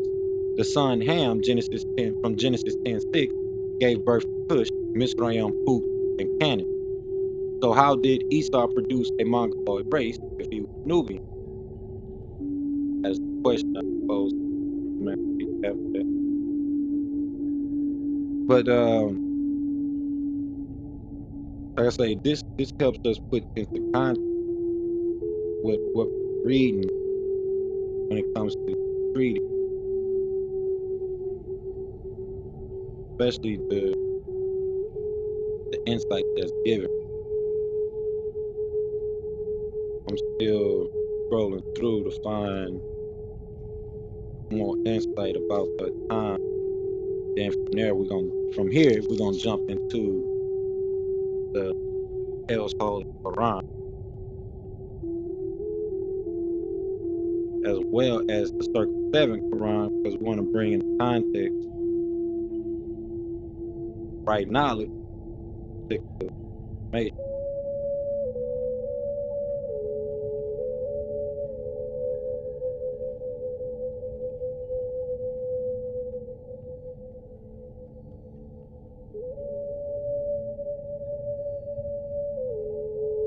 Just bear with me, y'all. Go through this break. We gotta get the information out to the peoples.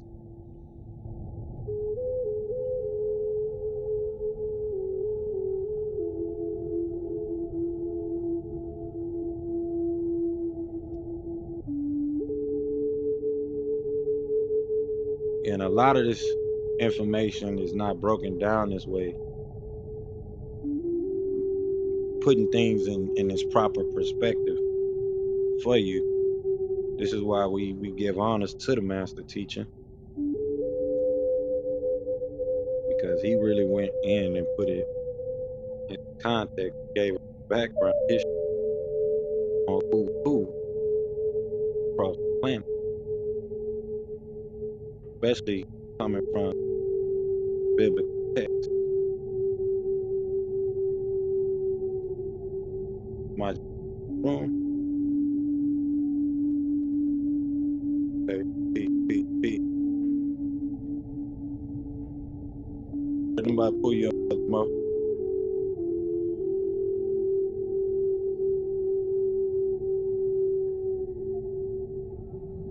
True peace, y'all. True peace.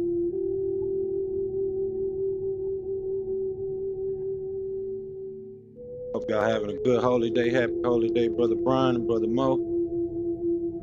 I'm going into today's. We're going into the Alhambra decree, and we just went over the Treaty of Granada, which you could check out the links in the chat. We're gonna jump.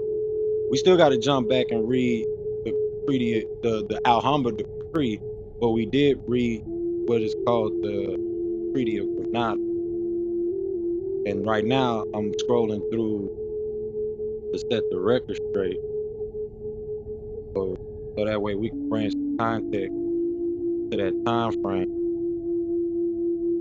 that took place in 1492.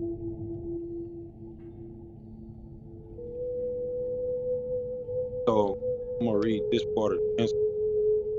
Okay, so it says right here, from this question that was asked to the master teacher was, how did the Moors get into Spain? That was one of the questions. So I think we're getting closer to the information that we need. The answer from the master teacher was, it was a custom among the princes of the state to send their children to the court to be trained in whatever applied to good breeding and polite conduct. Among others, Count Julian, the governor of Suta,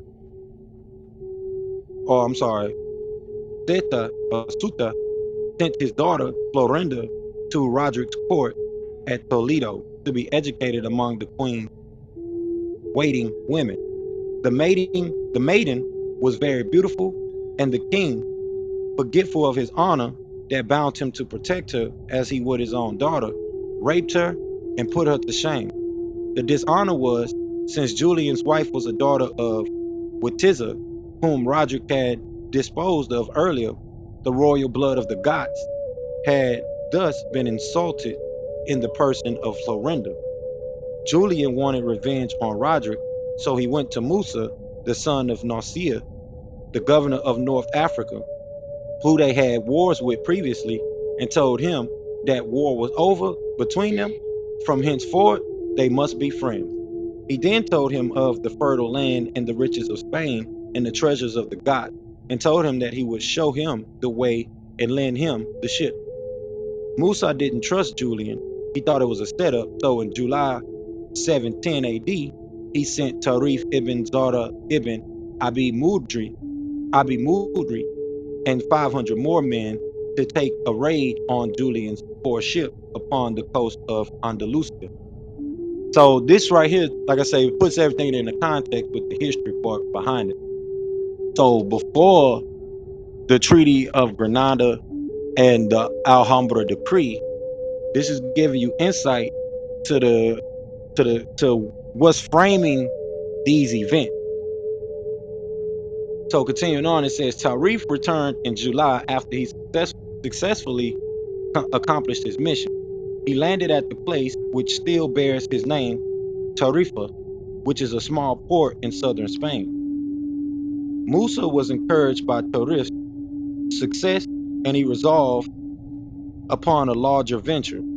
So in 711 AD, learning that Roderick was busy in the north of his dominions, Musa sent out one of his generals, the Moor Tariq ibn Ziyad ibn Abdullah ibn Wagu, with 7,000 troops, most of whom were Moors, to make another raid upon Andalusia.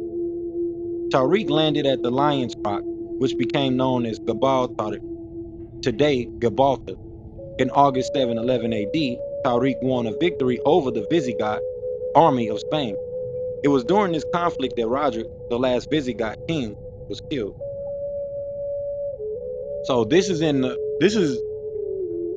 still some time frame, like I said, right after Prophet Muhammad, Mustafa al-Amin, was given the message from Prophet Gabriy'El. So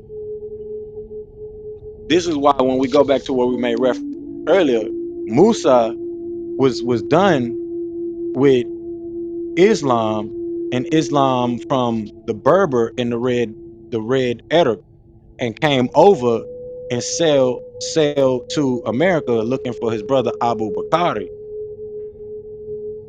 who we understand Ben York to be the descendant of, who was one of the Malian Moors, Nubian Moors, that helped Lewis and Clark translate the languages of the indigenous peoples here in America, because this proves that the original 5 civilized tribes, the Alis, Al, Bays, Days,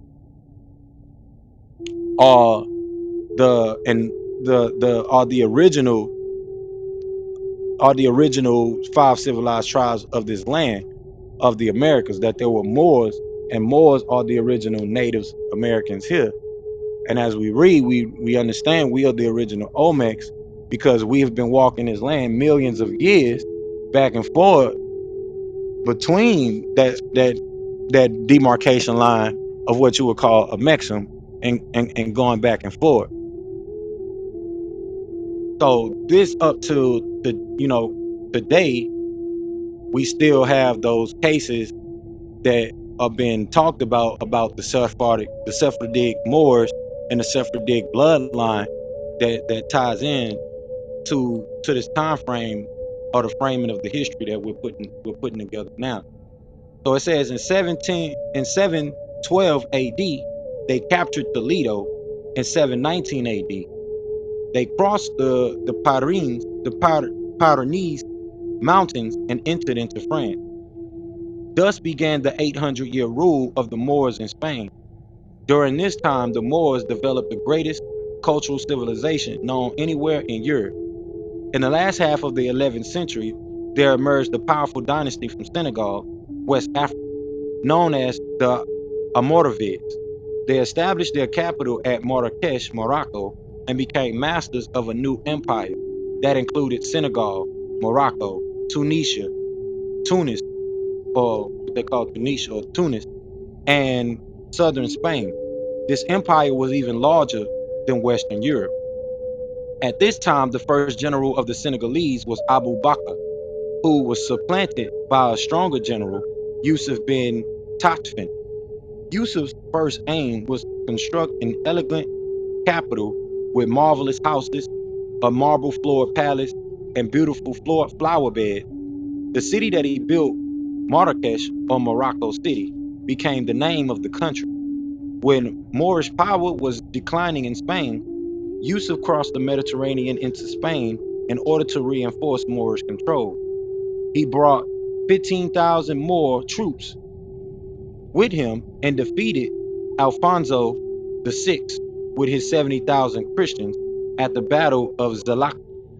During the wars of the Almoravid, the greatest commander and hero of Spanish literature was slain. His name was Rodrigo Diaz de Bivar, better known as El Cid.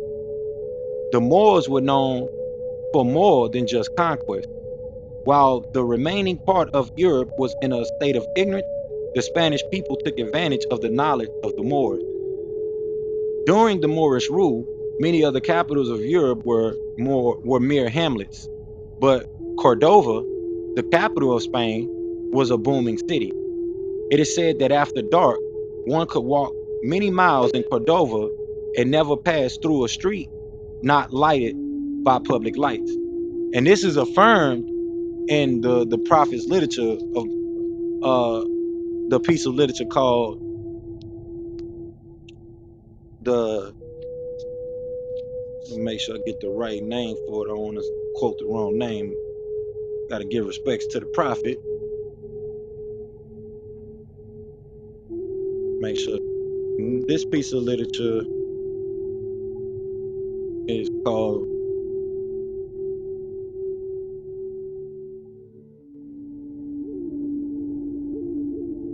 The Industrious Act of the Moors.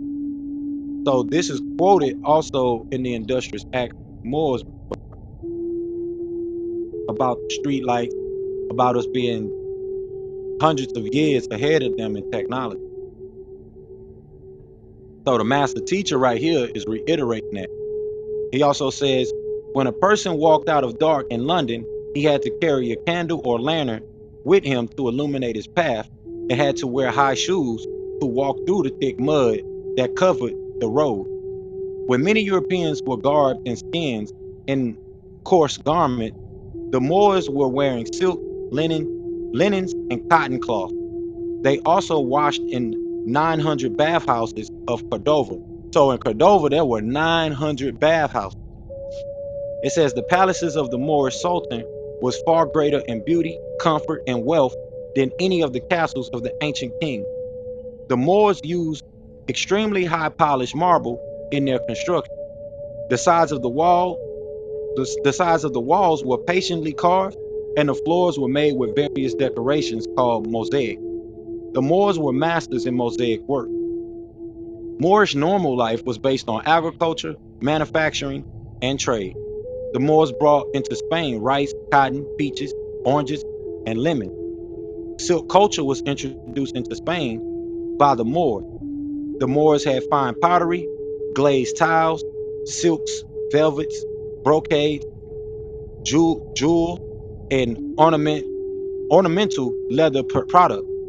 The Moorish civilization had a gigantic effect on Portugal and Spain.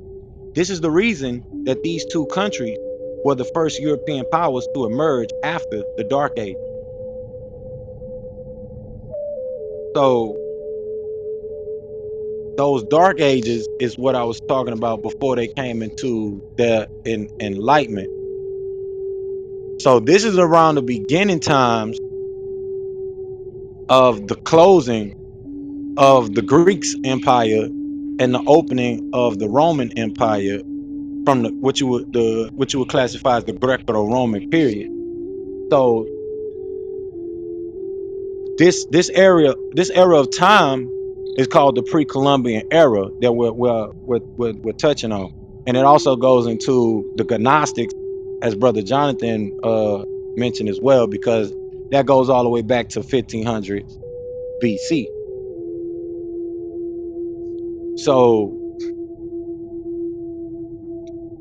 let's get into this some more. The master teacher says the ancient sacred seal of the Malians or Moors mystic order contained an inverted crescent and six-pointed star, a symbol adopted by the Alhambra order, the Islamic order of the Knights of Columbus, as well as the ancient Arabic order of the noble and mystic shrine, Islamic order of the Freemasons. Only they replaced the original six-pointed star, symbol of man's 6 point, with the 5-pointed star relating to their 5-point system, under the female of the Madame, one such named Madame Velocity, later to become known as the Pentagon, from the pentagram, meaning 5, in remembrance of the 5 tribes that the Iroquois nation accepted and shared their constitution, namely the Irish, Polish, Scottish, French, British, or German, and their 5 pillars of politics, psychology, philosophy, polytheism, and the penal system. It is symbolic of the word point in the Freemasonic Old Constitution known as the Halliwell or Reguism, which is where you get the word regulations. There are 15 regulations, which are called points. The 15 articles which existed before the meeting at York of the Freemasons, in which the sacred name of God is associated with this letter, Fode, the Redeemer. So, to go into that, the 5-pointed star was switched over in reference to the 5 uncivilized tribes coming from the Irish, the Polish, the Scottish, the French, and the British or German. British and German are the same. So when we say the 5 civilized tribes, we're talking about the Als, the Alis, the Bays, the Days, and the Els as the 5 civilized tribes. They would be considered to us the uncivilized tribes. That those that tied into the vine and the Shriners or the shrines, which are temples at the time. This is why you have the switch from the 6-pointed Moorish flag, the red flag with the green, or with just the 6-pointed star in the middle, to the red flag with the green 5-point star in the middle. So the master teacher goes on to say, yes, the Constitution of the United States was plagiarized from the Iroquois Kanisha Kawa, which means Great Law of Peace, by Thomas Paine. It is also noteworthy that the beginning of the Constitution, we the people, is the exact meaning of the original name of the Cherokee tribe of Native America, which is Anahuia. Despite what you have been taught in your schools and universities, the Constitution of the United States of America was not written by James Madison. It was written by Thomas Paine. He used the 6 nations of the Iroquois oral constitution, known as the Great Law of Peace, as the basis and foundation on which to form the Constitution of the United States. This system was a very highly developed political system of the Iroquois 6th League of Nations, governed by women, which is called a genocracy. So there was the matriarch system in place. Well, actually, it was a patrimony in place, because if you notice, the 6-pointed star was symbolic of the men, but the women were the leaders and the rulers as the clan mother, which we have today in the form of your Moorish auxiliary, your Moorish sisters auxiliary, or what they would call in Freemasonry the daughters of Isis. So I just wanted to go into that piece. So let's get past that so we can go more into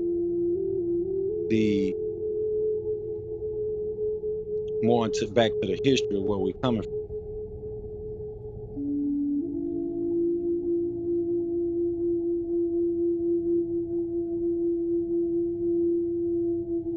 So y'all got y'all pen and pad, y'all want to take notes on this. The master teacher says the Iroquois owned oral constitution predates the United States Constitution by centuries.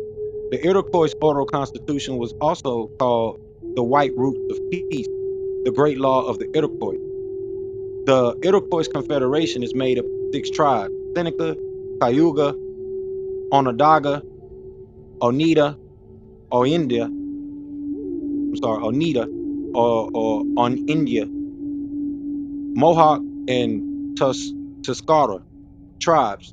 Their constitution, although not written, allowed for free expression, representatives in the government, checks and balances, and sovereign state. All of the elements that make up the United States of America's Constitution and government. So you can see how how today that we ended up with the American Constitution coming from the Native Americans.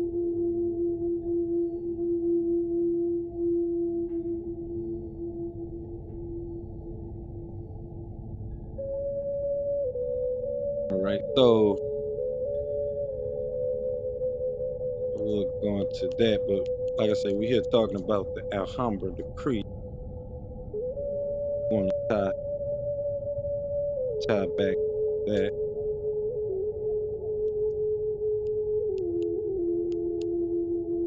Like I say, this particular book gives you a lot of information from all over the world. But if you're looking for source information about the original natives of America, then it's good to also get into this particular text I'm reading from as well.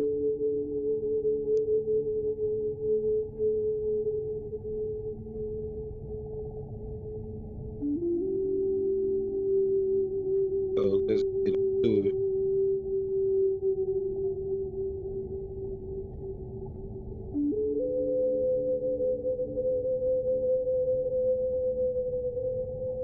To even break down Baphomet here, they call it goat Mendez.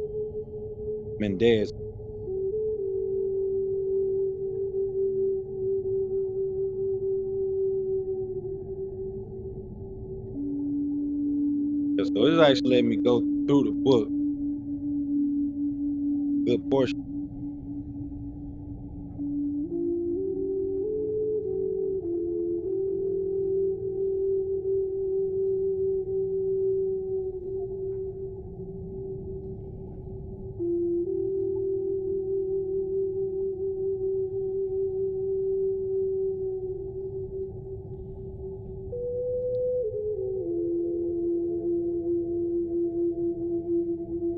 Be a little patient because I'm scrolling through the text. But if y'all got any questions, go ahead and feel free to jump in.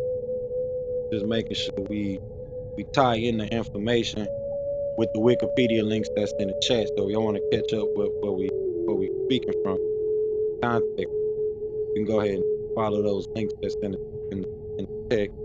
Just observe some of, read through it, skim through it if you can. That way you'll understand what I'm the reason why I'm reading this particular book, which is called Set Rectory, which we'll be reading into some more here as we go on for the next couple weeks, because we continuing on the sermons from last week about, or 2 holy weeks, for the past 2 holy days, with the Black Independence Day and Juneteenth, and also going over the Treaty of Grenada and the Alhambra Decree. So we read the Treaty of Grenada today, but we also gonna be looking at the Alhambra Decree more as well.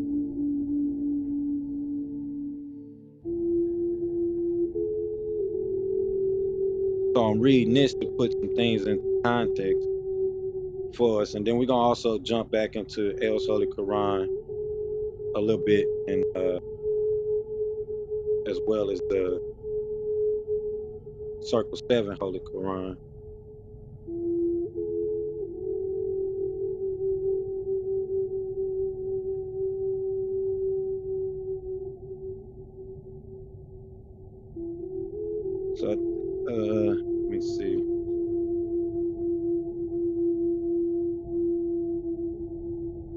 About to read that. The question to the master teacher was, what happened to pure Islam?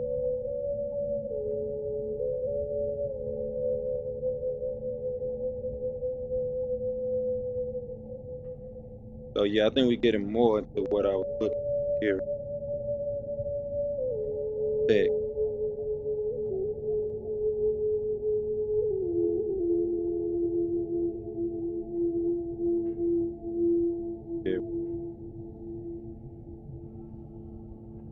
So the master teacher says, after the death of the real Mustafa Muhammad Al-Amin, the Moor who had dark olive toned skin and woolly hair, prophet of the Quraysh tribe of Ishmael, son of Hagar, whose original Egyptian name was Akhetre, also known as Akhetre,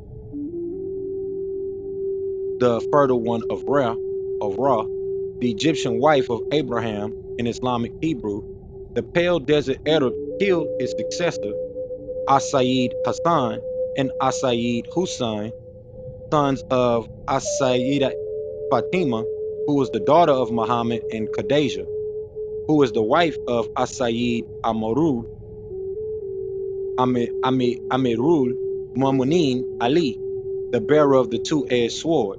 You can see the two-edged sword at the bottom of our symbol, which is the sacred symbol of the shrine. They were on a mission to destroy all of the direct descendants of Muhammad. A few years after the death of Muhammad, son of Abdullah and Amina, Islam was changed from pure Islamicism to an adulterated, violent, terrorist, paganist religion as it is today.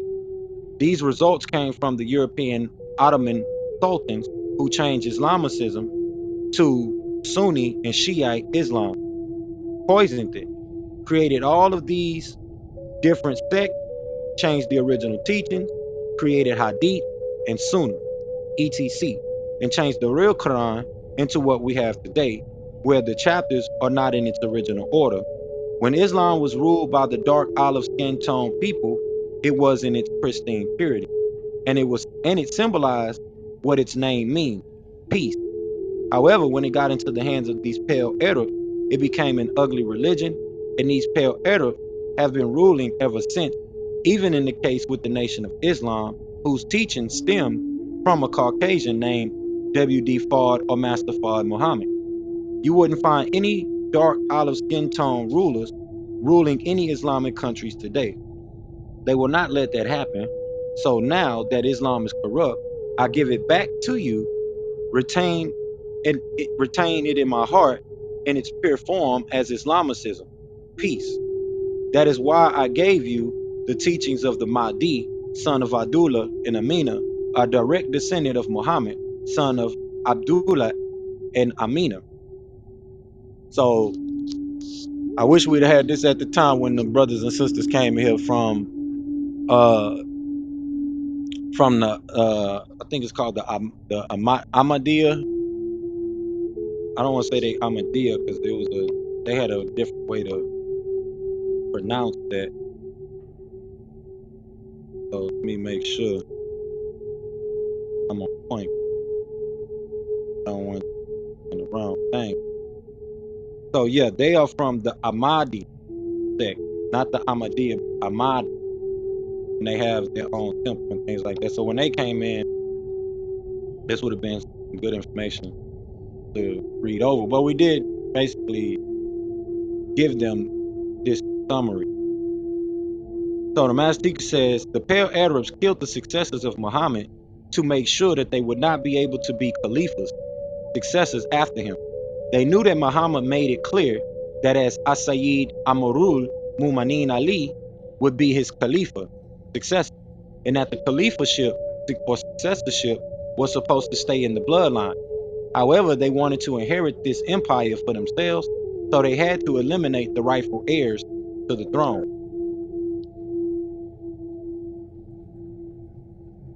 So it says Abu Bakr, son of Uthman, not to be confused with Uthman, the so-called third Khalifa, was the first Khalifa after Muhammad's death. He was a red Arab and contributed little to the Islamic Empire. In 632 AD, Umar, son of Al-Khatib, became the second Caliph. He was from the Umayyad tribe. They are the descendants of Kedar, the son of Ishmael under his reign. The Islamic Empire expanded to Egypt, Syria, Libya, Palestine, Persia, and the northern part of Mesopotamia. The third Khalifa was Uthman ibn Affan. He also expanded the Islamic Empire, but he was responsible for the burning of the original Qur'an. Finally, As-Sayyid Amirul Mu'minin Ali ibn Abu Talib, the cousin of As-Sayyid Muhammad, became the fourth Caliph. The Ottoman Turks are descendants of the Turkoman, Russian nomads who entered Anatolia in the 11th century as mercenary soldiers of the Seljuks. The Ottoman Empire, also called the Turkish Empire, is a vast Turkish sultanate of Southwest Asia, Northwest Africa, and Southeast Europe. It was founded in the 13th century by Osman I, who was born 1258 through 1324 AD. Osman was a descendant from the Kayi branch of the Aguz Turkmen. He was a Turkish leader and the son of Ertugrul, a chieftain in the service of the Seljuk Sultan of Rum, who established a principality centered at Sogut, who declared his independence from the Seljuk Sultan of Akkadian circa in 1290 AD. The name Ottoman was derived from Osman, which comes from the Arabic name Uthman. This empire came in after the decline of the Seljuk. They conquered what remained of the Seljuk state. They conquered what remained of the Seljuk state after the weakening of the Seljuk by the Christian Crusades, who conquered them in 1095 AD. Who are the Seljuks? Which is the question that was posed to the master teacher. And he said, the Seljuks are the first Turkish tribe who came from Western Central Asia and settled in what is now Central and Eastern Turkey during the 1000 AD. They are a Turkish dynasty prominent in the Middle East during the 11th and 12th century, where it invaded Islam. They are originally a clan that belonged to the Gul or Aguz, also called the Turkmen in Europe, which is a Turk tribe of Central Asia that converted to Islam in the 10th century. They established themselves in the Iranian province of Khorasan in the early 11th century. The Turkmen are a Central Asian ethnic group related to the Anatolian Turk. They are Mediterranean Caucasoid in physical type and speak in Aguz Turkic language. Aguz Turk arrived on the Kazakh Russian upland in 600 AD. After the Arab conquest, the Aguz expanded across Turkmenistan into the Middle East, and the Seljuk and Ottoman empires developed.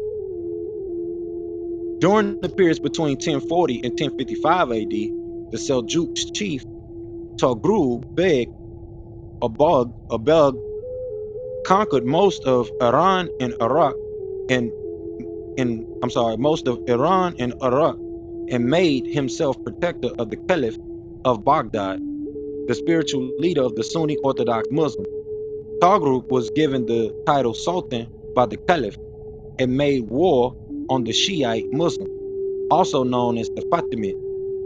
These Fatimids were the sincere followers of the Prophet As-Sayyid Muhammad, who accepted only Amir al-Mu'minin Ali as their Caliph. They were called Fatimids after Muhammad's daughter, whom they protected with their lives. They rejected the other caliph's authority. The Fatimid dynasty were the main enemy of the Seljuk in the 12th century. Their primary objectives were to eliminate the threat of heterodox Shiite Islam posed by the Fatimids of Egypt, where some members of the Seljuk dynasty saw an opportunity to win a realm of their own. They established the Sultanate of Rum with its capital at Konya, which ruled central Anatolia in the 12th and 13th century. So now we're seeing the context behind why Portugal, Spain, and all these different empires that came out of the original Moorish and Moorish way of life in its pristine purity, Islamicism, and established what we have today with the Christian crusade and the Christian conquest. So now you have them exercising authority that they really don't have. So there were treaties and decrees that were made during this time that we're talking about. It says the Turks or Turkic people are the principal descendants of large bands of nomads who roam in the Altai Mountains in northern Mongolia. They are sometimes called the Altic peoples. So the original Turks are of Mongolian and Russian root. However, when they invaded the Byzantine Empire in 1071 AD, they mixed in with the Greeks and Romans of Constantinople in Europe. So it's breaking down how this Turkish Empire, who were actually Europeans, Russians, and Germans, how they tied themselves back into the the the Caucasian or the European and started to participate in the conquest of the original Moorish peoples to pretty much usurp the Moorish Sultanate, the Moorish power, the Moorish authority. So it says the word Sultanate means the office, power, reign of a sultan, a country that is ruled by a sultan. The word sultan comes from Turkish, from Arabic sultan, from Aramic, Aramic, Aramaic, sultana, from Selet, meaning to rule. It says most of the nomads who had made the initial Seljuk victories possible was soon pushed to the west of Anatolia, where frontier colonies were maintained against the last Byzantine defenses. Although the Sultanate of Rum intimidated the Seljuk Empire of Baghdad, the presence within its boundaries of large numbers of Christians and its superimposition of Islam on top of a living Christian tradition produced a place considerably different from that of other Islamic states. This provided the basis for the unique Ottoman system, the Ottoman systems of government and societies that began to emerge in the 14th century. Islam was destroyed by these Seljuks with the superimposition of Islam and Christianity. However, these Seljuks were soon overcome by the invasion of the Mongols under Genghis Khan in 1258 AD. In Anatolia, the Turkoman nomad used the resulting anarchy to form a series of principalities, nominally under the suzerainty, which is a nation that controls another nation in international affairs, but allows its domestic sovereignty of Rum, which in turn was dominated by the Mongol. These principalities maintained themselves through their ranks against one another and against the last Byzantine nobles who held out in Western Anatolia. So we have to understand that we are the suzerainty, not the sovereignty. We are the suzerain because we are a global people. We were given global dominion all over the earth, and the scriptures cannot be broken. So that means etherical law cannot be broken with man-made treaties, man-made statutes, ordinances, hadiths, and decrees. This is what we have to come into the understanding of. This is why when they stand on their particular decrees, you're able to work the treaties back into play, because these treaties have standing through Article 1 as well as Article 3, but mainly Article 1 as original authors of ancient law, ancient document, and diplomacy, communicating with levels of diplomacy and dignity, and operating and communicating as a dignitary. So this is why these documents are important. This is why we read in the context behind these documents, so we can bring clarity to these things. The master teacher continues on saying the Turks clearly used this period of disorder to set up principalities that lasted throughout the Mongolian invasion. It was these principalities that the Ottoman Empire, that the Ottomans emerged in. Histories, I'm sorry, I'm gonna read that over. The Turks clearly used this period of disorder to set up principalities that lasted throughout the Mongolian invasion. It was these principalities that the Ottomans emerged in history as leaders of those Turkoman. From this point on, the Ottoman Empire expanded and spread their newly formed Islam until 1529 AD. The periods between 1566 through 1918 AD was the decline of the old Ottoman, and a reformed Ottoman Empire emerged. The Sultan of these empires are the ones that formulated treaties that protected the Moors. The Treaty of 1787 AD protected the Moors in America. The Moorish Science Temple of America, founded by Noble Drew Ali in 1914 AD, are under the impression that the sultans of the Ottoman Empire are Muslims, when in actuality, their Islam was created by Seljuks of Turkey. The Islam that they follow is not pure Islam. It is a mixture of Christianity and Islam. The Turks were responsible for the spread of fake Islam. They even opened up their Qur'an with the picture of the Saudi Arabian king, whom they call Sultan Abdul Aziz Ar-Rahman ibn Faisal ibn Turki ibn Allah ibn Muhammad al-Saud.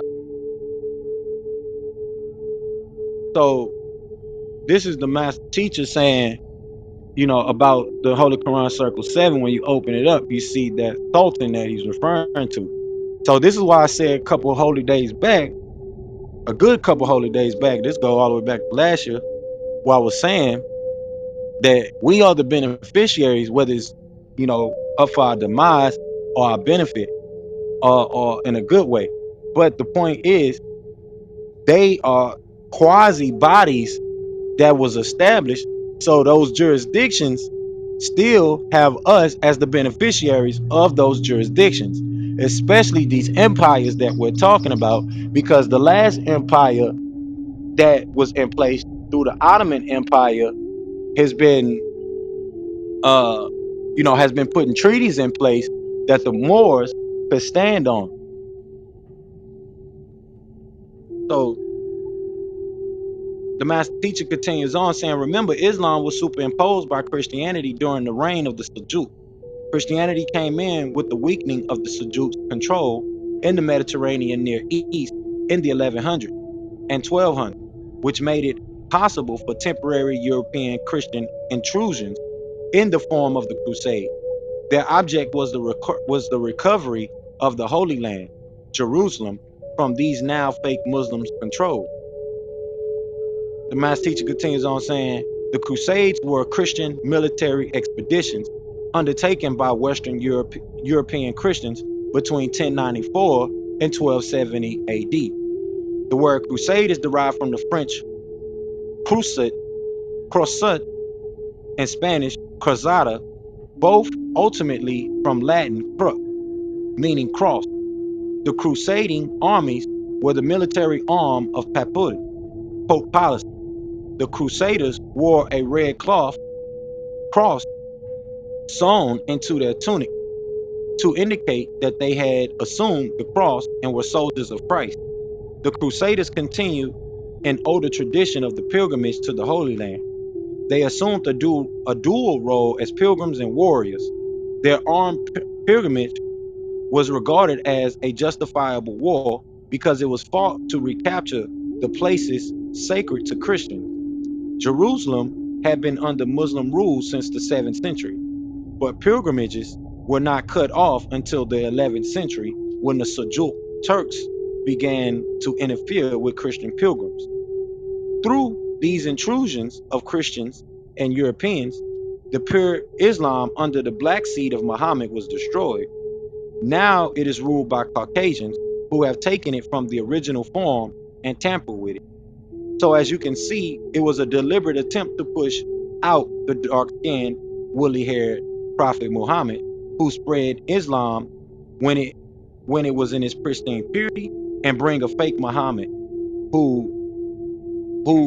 bring in a fake Muhammad who they say their hadith was white, who they say in their hadith was white. They are talking about two different Muhammad, and then he gives some hadith to prove that. So it says their hadith is referring to their Muhammad, who is Musalat, son of Habib al-Hanafi, born 22 years before the real dark-skinned Muhammad. His followers are what are referred to in the Qur'an as the Desert Arab, who are in control of Mecca, Jerusalem, and even the tomb of the Mahdi to this day. They form what they call a sacred brotherhood, or the Ikhwani Muslimun,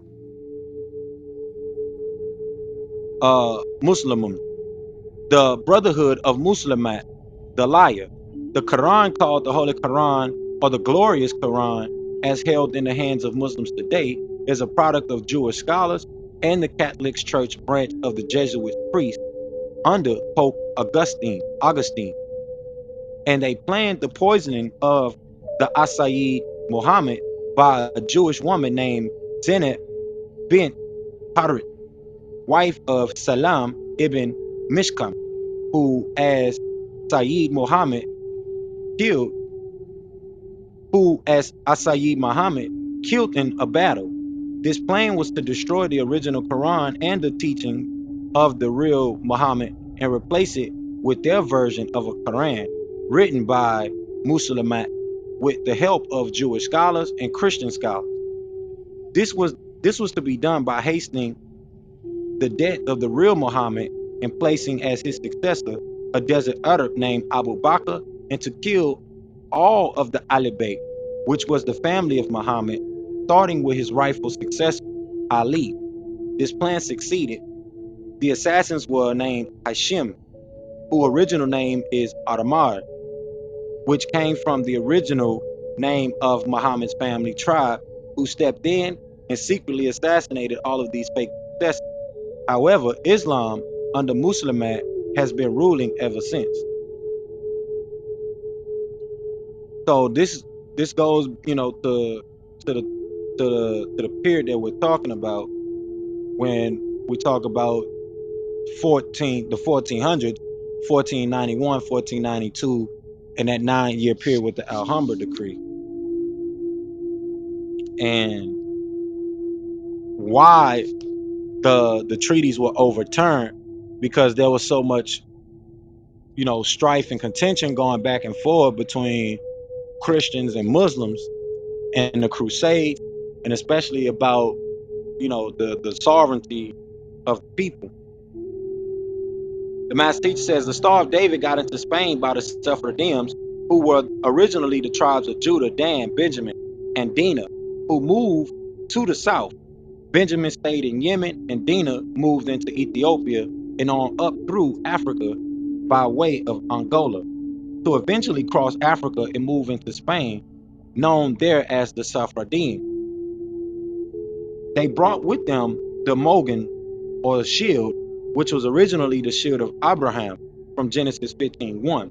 This was the 6-pointed star, also called a hexagram, and represents the two covenants mentioned in Genesis 17:13, one with Ishmael facing upward and the other one with Isaac facing downward, as above so below. A part of the Sephardims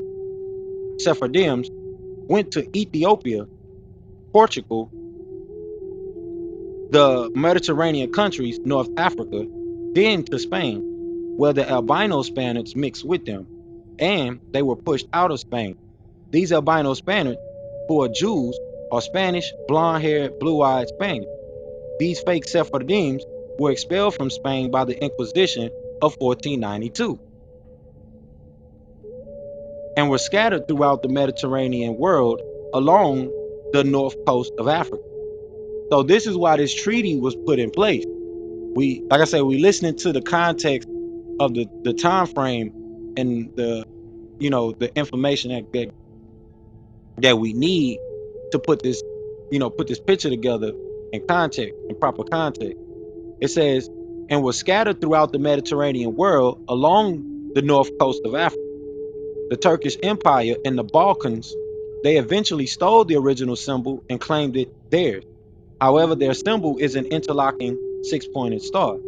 The real Sephardims are currently in Yemen, Morocco, Sudan, Ethiopia, and America as American Negroes.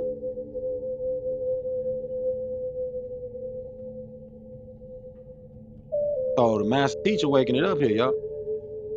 The master teacher says these sacred orders, namely the ancient Arabic order of noble mystic shrine from Arabia, which came from Morocco, were mystical orders that came from the Moors, and Caucasians were initiated into the order to be classified as civilized for trade and communication. In fact, the Knights of the Knights of the Ku Klux Klan dressing in hoods was borrowed from the dress of the Moroccan, a cloak with a long pointed hood called silham, which is also worn by the Moor Brotherhood in Seville, Spain, who are the Alhambra. The Alhambra is a Catholic organization founded in 1964 AD, and is patterned after the shrine and accepts membership of the 3rd and 4th degree Knights of Columbus. This sacred symbol can also be seen in the Fox Theater in Atlanta, Georgia, which was originally a free Masonic lodge and has the six-pointed star and crescent of the Shriners inlaid within the rug. So the master teacher is going in and giving us the details behind what they call the Alhambra decree. So we're gonna jump up out of here because I think that really brought us home what we need to touch. And then the master teacher start going off this thing. But this is called Let's Set the Record Straight. So that way kind of know where I'm reading from and context of why we're reading it. I'll read this piece right here before we go. The master teacher says, we as Moors are the indigenous nation of every continent on this planet. There are offshoot breeds in every race, such as the Celts.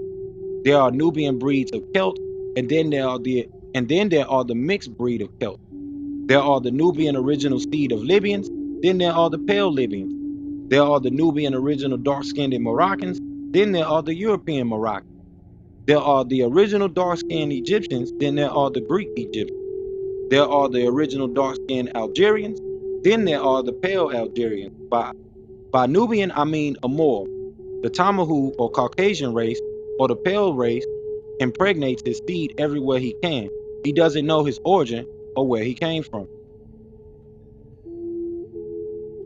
It says the Caucasian race likes to refer to themselves as Europeans, when in actuality, European is not a nationality. By that I mean, when they are telling you of their origin, it always ends up with some mythological god. For instance, if I ask where the white people come from, they say Europe. Where in Europe? From the cave, which is the meaning of the word Horai, cave dweller. They were created in the caves, which I will explain later. The word Europe comes from the goddess Europa. So where is its origin? If you trace Europe back past a certain time, it didn't even exist. The place known as Europe today in ancient times was divided by two rivers, namely the Rhine and Danube, the south and west side of this frontier, which would be Portugal, Spain, Italy, and France, were civilized provinces of this empire. The north and east of this frontier were inhabited by the Caucasian of barbarians, whom the civilized world had almost no knowledge of. If you look at any nationality of the European race, you will find that there is no way to trace back their history. They don't have an origin or nationality on this planet, so they have to make it up. So I'm gonna leave it with that right there. They do have one particular claim of nationality, and that's called the Man of Isis, which we'll be talking about at a later date and time, especially about the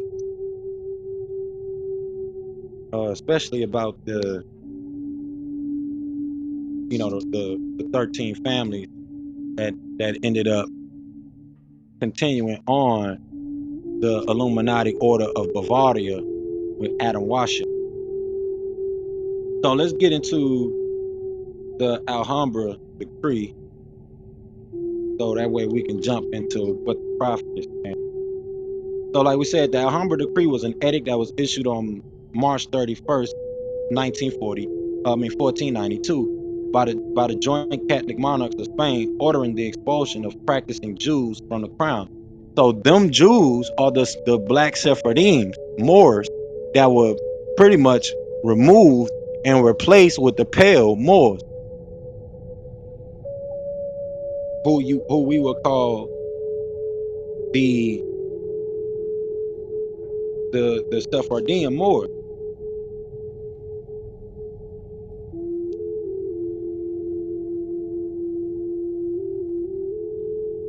So let's get into the actual decree itself.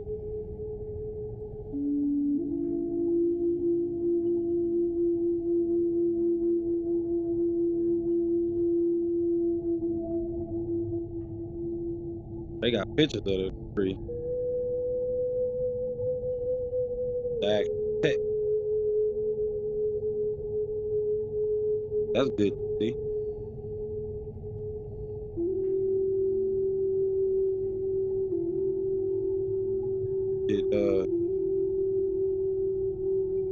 Let me get to the text.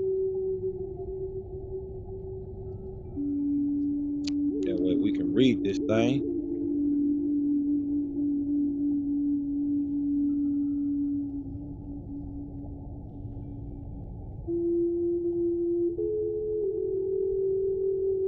So give me a second, y'all.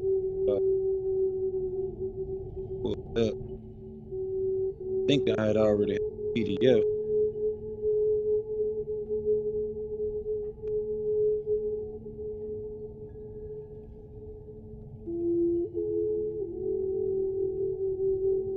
So it's about 3 pages. Go over it. So it reads, King Ferdinand and Queen Isabella, by the grace of God, King and Queen of Castile, Leon, Aragon, Sicily, Granada, Toledo, Valencia, Galicia, the Balearic Islands, Seville, Sardinia, Cordoba, Corsica, Murcia, Jaén, of the Algarve, Algeciras, Gibraltar, and of the Canary Islands, Count and Countess of Barcelona, and lords of Biscay and Molina, dukes of Athens and Neopatria, counts of Roussillon and Sardana, marquises of Otterstein and of Gorciana, to the Prince Lord Juan, our very dear and much loved son, and to the other royal children, prelates, dukes, marquises, counts, masters of military orders, priors, grandees, knights commanders, governors of castles, Castiles, and governors of castles and fortified places of our kingdoms and lordship, and to councils, magistrates, mayors, constables, district judges, knights, official squires, and all good men of noble and loyal city of Burgos, and other cities, towns, and villages of its bishopric, and other archbishopric and bishopric dioceses of our kingdom and lordship, and to the residential quarters of the Jews of the said city of Burgos, and all of the aforesaid cities, towns, and villages of its bishopric, and of the city and of the other cities, towns, and villages of our aforementioned kingdoms and lordships, and to all Jews, and to all individual Jews of those places, and to barons and women of whatever age that they may be, and to all other persons of whatever law, estate, dignity, preeminent, and condition they may be, and to all whom the matter contained in this charter pertains or may pertain. Salutations and grace. It says, you know well, or ought to know, that whereas we have been informed that in these our kingdoms there were some wicked Christians who Judaicized or who Judaized and apostatized. I guess I'm gonna say Judaicized. That's how they're trying to describe it. From our holy Catholic faith, the the great cause of which was interaction between the Jews and these Christians, in the courts which we held in the city of Toledo in the past year of 1480. We ordered the separation of the said Jews in all the cities, towns, and villages of our kingdoms and lordships, and commanded that they be given Jewish quarters and separate places where they should live, hoping that their separation, the situation would remedy itself. Furthermore, we procured and gave orders that inquisition should be made in our aforementioned kingships and lordships, which as you know, has for 12 years been made and is being made, and by many guilty persons have been discovered, as is very well known, and accordingly we are informed by the inquisitors and by other devout persons, ecclesiastical and secular, that great injury has resulted and still results, since the Christians have engaged in and continue to engage in social interaction and communication. They have had means and ways they can to subvert and to steal faithful Christians from our holy Catholic faith, and to separate them from it, and to draw them to themselves and subvert them to their own wicked belief and conviction, instructing them in ceremonies and observances of their law, holding meetings at which they read and teach that which people must hold and believe according to their law, or achieving that the Christians and their children be circumcised, and giving them books from which they may read their prayers, and declaring to them the fast they must keep, and joining with them to read and teach them of what in them they ought to hold and observe, carrying to them and giving to them from their houses unleavened bread and meats ritually slaughtered, instructing them about the things from which they must refrain, as much in eating as in other things, in order to observe their law, and persuading them as much as they can to hold and observe the law of Moses, convincing them that there is no other law or truth except for that one. This proved by many statements and confessions, both from these same Jews and from those who have been perverted and enticed by them, which has redounded to the great injury, detriment, and opprobrium of our holy Catholic faith. Woo! That's page 1, y'all. That's page 1. So you can see that the prophet, when he say religious controversy, the prophet meant religious controversy. Because if we're looking at what we're looking at, and we've been talking about what we've been talking about here in the temple, they are really, from what we're reading in its context, they're really stating that if you're following the law of Moses and you're opposing these principles of Catholic faith, which are standing on hearsay of the scriptures and not the true scriptures, because even Yahshua in the Bible mentioned that he would, he met up with Elijah and Moses, and he's not here to change the law, but to affirm the law, and that's the law of Moses. So we have to pay attention to things like this, because this is the reasons why these crusades were happening and taking place. This is why I say even when they start something quasi, even the original Catholic faith and structure was established by a black Roman called Saint Augustine. So we have to really, really, really understand why it's important to understand these treaties, how to utilize them, especially when you're captured as a ward under their jurisdiction, or you become a ward under their jurisdiction, because our people become prisoners of war. These are people that are prisoners of war, especially what happened to the master teacher, Dr. Malachi Z. York, other people like Larry Hoover, and others that have been, taken off the street and put, put put away with trumped up charges, as they would say. So that was just page one. It's really only 3 pages, y'all. So I'm gonna try to get through this so we can get to the words from the from the prophet, and at least read a little bit of chapter 2 of El's Holy Quran, so we could really touch on these points that are being made here tonight. So it says, notwithstanding that we were informed of the great parts of this before now, and we knew that the true remedy for all of these injuries and inconveniences was to prohibit all interactions between the said Jews and Christians and banish them from all of our kingdoms.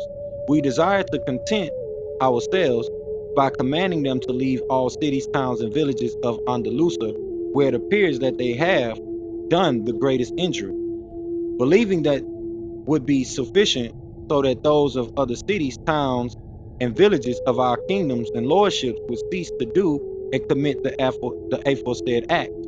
And since we are informed that neither that step nor the passing of sentence of condemnation against the said Jews who have been most guilty of the said crimes and derelict against our holy Catholic faith have been sufficient as a complete remedy to obviate and correct so a great opoborum and offense to the faith in the Christian religion. Because every day it is found and appears that the said Jews increase in continuing their evil and wicked purpose wherever they live and congregate.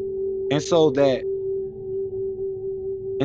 there will not be any place where they further offend our holy faith and corrupt those whom God has until now most desired to preserve, as well as those who have fallen, but amended and returned to Holy Mother Church, the which, according to the weakness of our humanity, and by diabolical astuteness and suggestion that continually wages war against us, may easily occur unless the principal cause of it be removed, which is to banish the said Jews from our kingdom.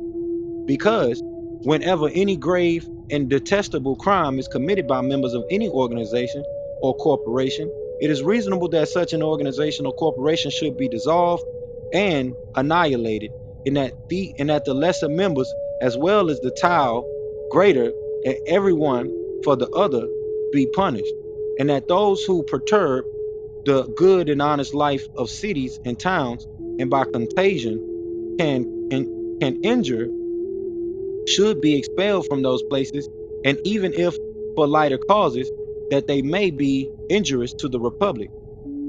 How much more for those greater and most dangerous and most contagious crimes such as this? Therefore we, with the counsel and advice of prelates, great noblemen of our kingdoms, and other persons of learning and wisdom of our council, have taken deliberation about this matter. Resolve to order the said Jews and Jewesses of our kingdoms to depart and never return or come back to them or to any of them. And concerning this, we command this our charter to be given, by which we order all Jews and Jewesses of whatever age they may be, who live, reside, and exist in our said kingdoms and lordships, as such, those who are natives as those who are not, who by whatever manner or whatever cause have come to live and reside therein, that by the end of the month of July next of the present year, they depart from all of these our said realms, lord and lordship, along with their sons and daughters, men servants and maid servants, Jewish familiars, those who are great as well as the lesser folk of whatever age they may be, and they shall not dare to return to those places, nor to reside in them, nor to live in any part of them, neither temporarily on the way to somewhere else, nor in any other manner, under pain that if they do not perform and comply with this command, and should be found in our said kingdom and lordships, and should in any manner live in them, they incur the penalty of death and the confiscation of all their possessions by our chamber of them. They incurred chamber of finance, incurring these penalties by the act itself without further trial, sentence, or declaration. And we command and forbid that any person or persons of the said kingdoms of whatever estate, condition, or dignity that they may be, shall dare to receive, protect, defend, nor hold publicly or secretly any Jew or Jewess beyond the date of the end of July from henceforth forever, in their lands, houses, and, or in other parts of any of our said kingdoms and lordships, under pain of losing all their possessions, vassals, fortified places, and other inheritance, beyond this of losing whatever financial grant they hold from us by our chamber of finance. Whew, whew. This is some heavy load right here. And this is the Alhambra decree we read from 1492, which is the expulsion of the Jews. And that was page 2 that we just read. So let's close it out with page 3. And then we're going to jump into the instructions for joining the holy instructions for joining the Moorish Science Temple of America, how you can become a member of the Moorish Science Temple of America and proclaim your nationality and learn your ancient and divine creed. So it says, and so that the said Jews and Jewesses during the stated period of time until the end of the said month of July may be better able to dispose of themselves and their possessions and their estates. For the present, we take and receive them under our security, protection, and royal safeguard, and we secure to them and to their possessions that for the duration of the said time until the said last day of the said month of July, they may travel and be safe. They may enter, sell, trade, and alienate all their movable and rooted possessions and dispose of them freely and at their will, and that during the said time no one shall harm them nor injure them, no wrong shall be done to them against justice in their persons or in their possessions under the penalty which falls on and is incurred by those who violate the royal safeguard. And we likewise give license and faculty to those said Jews and Jewesses that they be able to export their goods and estates out of these and out of and estates out of these our said kingdoms and lordship by sea or by or land, as long as they do not export gold or silver or coined money or other things prohibited by the laws of our kingdom, excepting merchandise and things that are not prohibited. And we command all councils, justices, magistrates, knights, squires, officials, and all good men of the said city of Burgos and of the other cities, towns, and villages of our said kingdoms and lordship, and all our new vassals, subjects, and natives that preserve and comply with cause to be preserved and compiled with this our charter and all that is contained in it, and to give and to cause to be given all assistance and favor in its application under penalty of being at our mercy in the confiscation of all their possessions and offices by our chamber of finance, and because this must be brought to the notice of all, so that no one may pretend ignorant, we command that this charter be posted in the customary palaces and places of the said city and of the principal cities, towns, and villages of its bishopric as an announcement and as a public document. And no one shall do any damage to it in any manner under penalty of being at our mercy, and the deprivation of their offices and the confiscation of their possessions, which will happen to each one who might do this.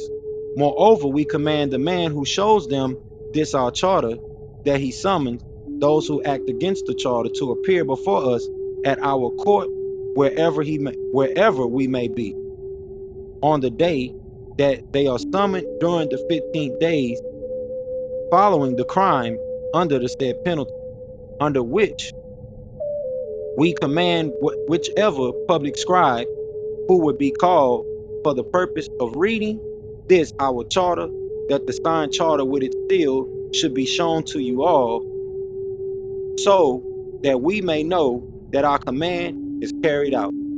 Given in our city of Granada on the 31st day of the month of March, the year of the birth of our Lord Jesus Christ, 1492 years.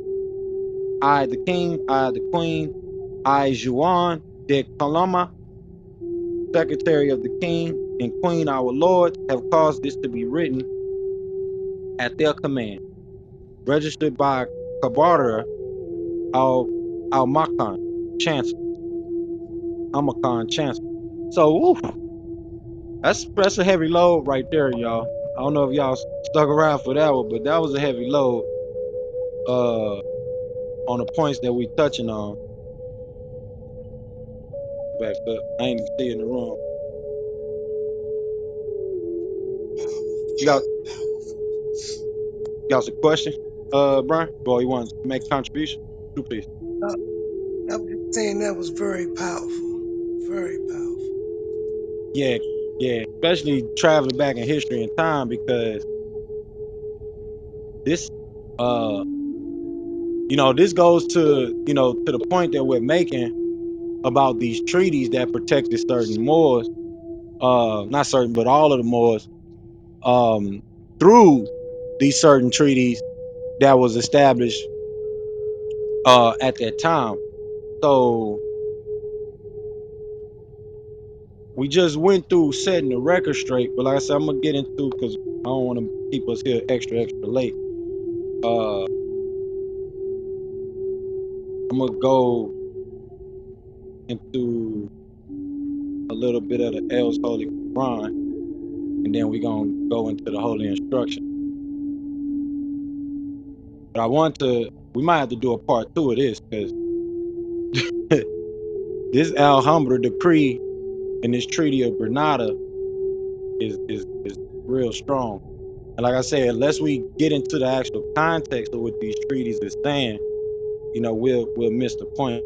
But as we read the information behind the context of it, with the master teacher, and let's set the record straight, we see why, and the time frame, the sociology of the time frame, why these things were taking place the way they were, and how we ended up where we are today,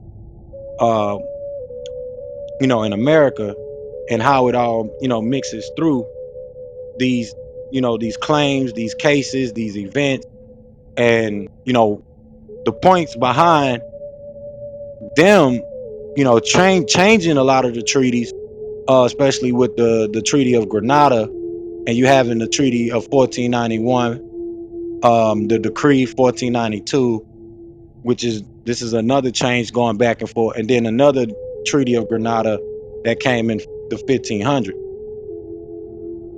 and this is all right before Christopher Columbus came in with his expedition. So we're gonna be reading chapter 2, called Al-Kalam, the Quill, or Noon, the light. We're gonna read that. I want to get into it now, but we ain't got much time. treaties, looking into the treaties pretty much took up all our time for the night. So I'm gonna change the link that's pinned up there at the top of the room real quick.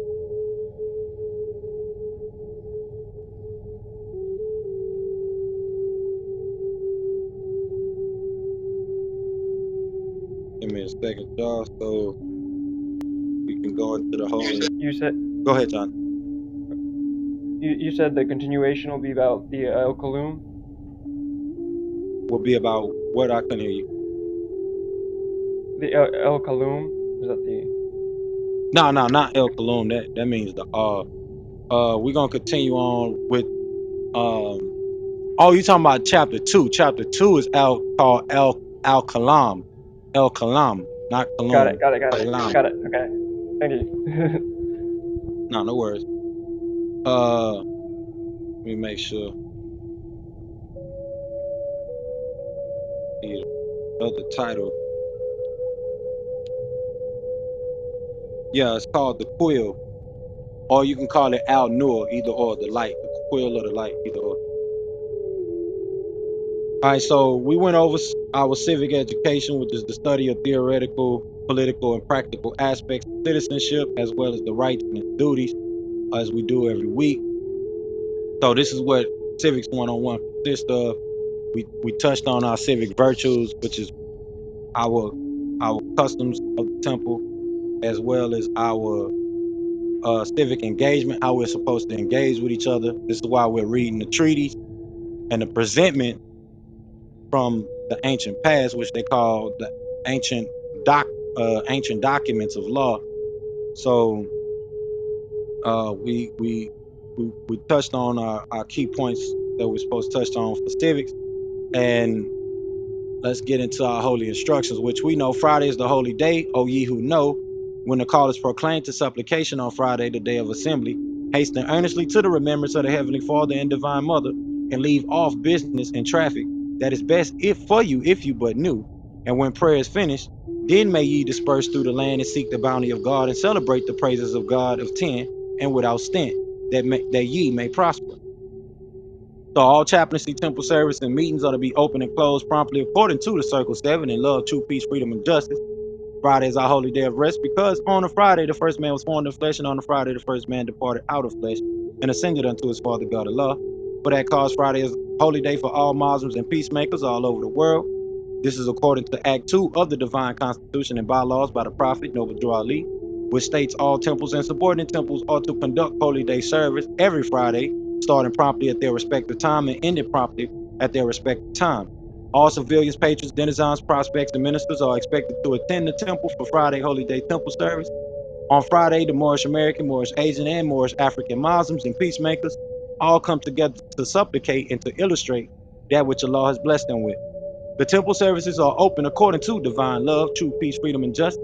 At no time will templars, adepts, ministers, patrons, or outside congregational guests be allowed to disrupt the holy day service, nor will civilians be admitted under the influence of alcohol or any severe intoxicant.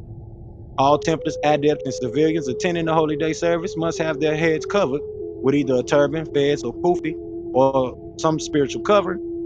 Baseball caps should not be worn in the temple.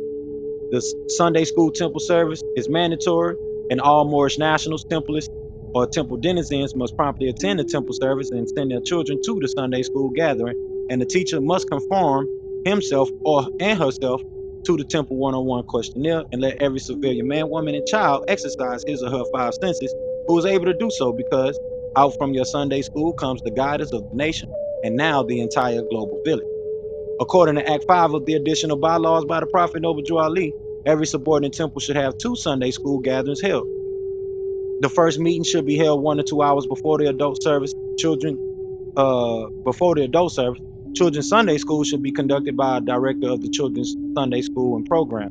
The Sunday school gathering is designed to assist the temple in learning the Temple 101 questionnaires and developing an understanding of just what these holy keys mean and how they are to be applied to our everyday lives. The Divine Constitution and bylaws, along with the Moorish prayer, the Holy Covenant of the Asiatic nation, El's Holy Injiyl, El's Holy Qur'aan, and the civic lessons of the Holy Temple of Moorish Science are also subject of major concern for the apprentice who is trying to complete his or her mandatory requirements for pronouncing their temple civilianship and global nationality. All lessons for the adult Sunday school gathering must be prepared by a grand sheik, a divine minister, or an assistant grand sheik. Lessons called by us novites additions may be submitted to the apprentice for completion and returned to the temple. Once the lessons are completed and graded, they must be placed in the active members temple district file. The Sunday school temple service is a wonderful opportunity to study the liturgy of the prophet. No civilian is to become disruptive during the Sunday meeting. All Templars must bring paper and pen to the temple service and meeting, along with basic temple literature and assignment. No Templars or patron is to eat food or snacks during the temple service or meeting, but water is permitted. All Templars must attend their Sunday temple service and meeting as diligently as they attend their holy day temple service and meeting. Both were called out for by the Prophet Noble Ali and is required as a matter of temple law. According to the Divine Constitution, Act 7 in part, all Templars must promptly attend their temple service and meeting and become a part and parcel of all uplifting acts of the Moorish Science Temple of America, and now also Moorish Science Temple of Africa, Moorish Science Temple of Asia, and adjoining world islands on behalf of all indigenous people. For membership, any heads of temples of all temple jurisdictions are not to charge for naturalization or to overcharge for card, buttons, or anything issued by and through the prophet. Those who contribute to any of the proceeding are not Moors, civilians, or patrons, but robbers. Temple nationality and membership in the Holy Temple's vast estate or public beneficiary trust, sisters and brothers, kin and kinfolk, is free, not only here, but all over the world. All kin and kinfolk desiring to become a civilian of a subordinate temple must read the messages from the temple secretary and get access to your application for naturalization, which could also be found on our link, holytemples.org, our website, holytemples.org with an S. The secretary of the temple's jurisdiction will help all newcomers by explaining the naturalization affidavit and application for membership in the temple's vast estate or public beneficiary trust to the new prospective civilians of the temple's vast estate or public beneficiary trust, and arranging for him and or her to be consulted by the royal council of said temple or subordinate temple. The royal chairman or woman will set the date for the new temple prospect to be interviewed by the royal council. The new temple court civilian, upon completion of the royal council consultation at the newcomers gathering or the Sunday school gathering on Sunday, the new templars will proclaim their temple nationality at the next upcoming holy day temple gathering. After the new civilian prospect proclaims his or her nationality, they will be given the mandatory requirements necessary to earn their free national name and royal title of nobility as a true American royal. These requirements are as follows, and in accordance with Chapter 47 of the Moorish Circle 7 Holy Qur'an, called Egypt the capital dominion of the Empire of Africa. The Moorish Prayer, Chapter 25 of the Moorish Qur'an, called the Holy Covenant of the Asiatic Nation, including the 101 questions for Moorish American, Asian, and African. The Divine Constitution and bylaws, the additional laws, and the precepts, statutes, and ordinances from El's Holy Torah, El's Holy Injiyl, El's Holy Qur'an, the Holy Tabernacle Family Guide, and also the Holy Tablet.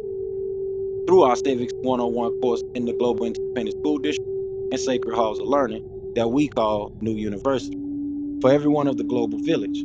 Once a new civilian or template has learned these lessons, learned these additions or lessons verbatim or to the best of their ability, he or she will be interviewed by the temple's royal council as the chaplaincy to determine if the new civilian is qualified to represent himself or herself as a faithful Moorish American, Moorish African, and Moorish Asian Muslim or any indigenous peacemaker, and communicated to the ignorant for their instructions and communicated to the wise for thine own improvement. Once the new civilian or template has cleared the mandatory requirements with the royal council, he or she will be naturalized by the Grand Sheik and Divine Minister of said subordinate temple. So that's the holy instructions for joining the Moorish Science Temple of America. We keep it simple as possible. No status correction stuff that they be having these events about. Only thing that you're doing is changing your political status.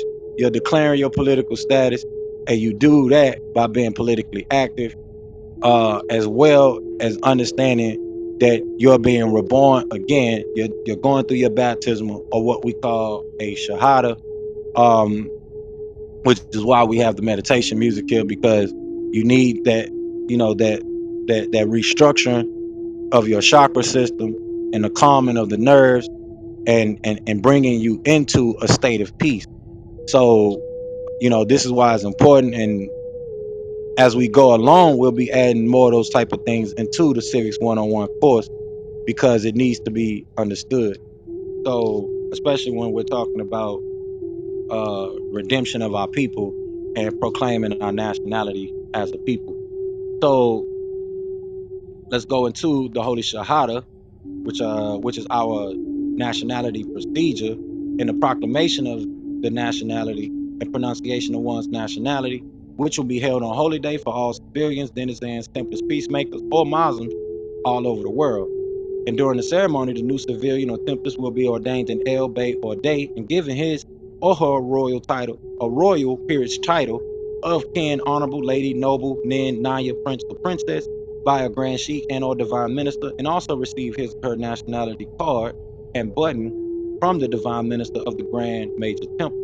Upon conclusion of the nationality proclamation, the Grand Sheik and Divine Minister will have the civilian templars and temple prospect stand while he or she reads the authority of the Moorish Science Temple of America.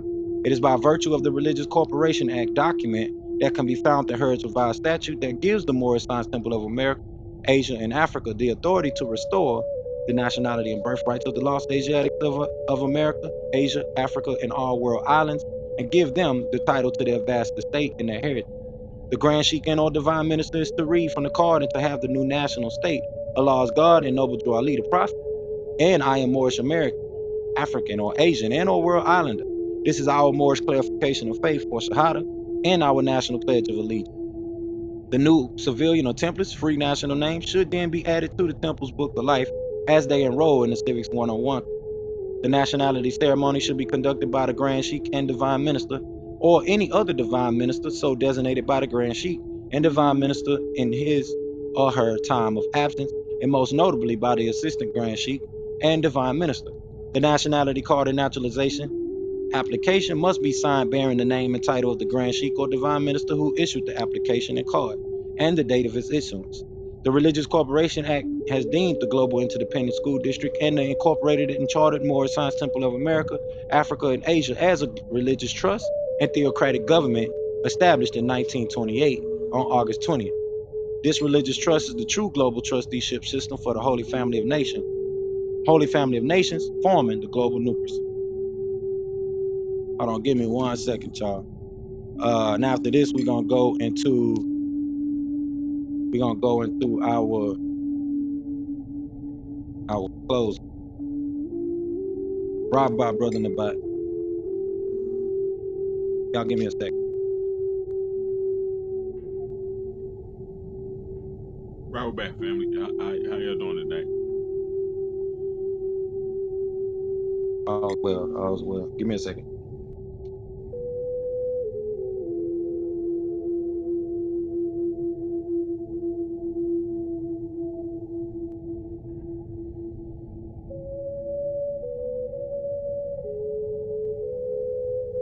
Happy Holy Day.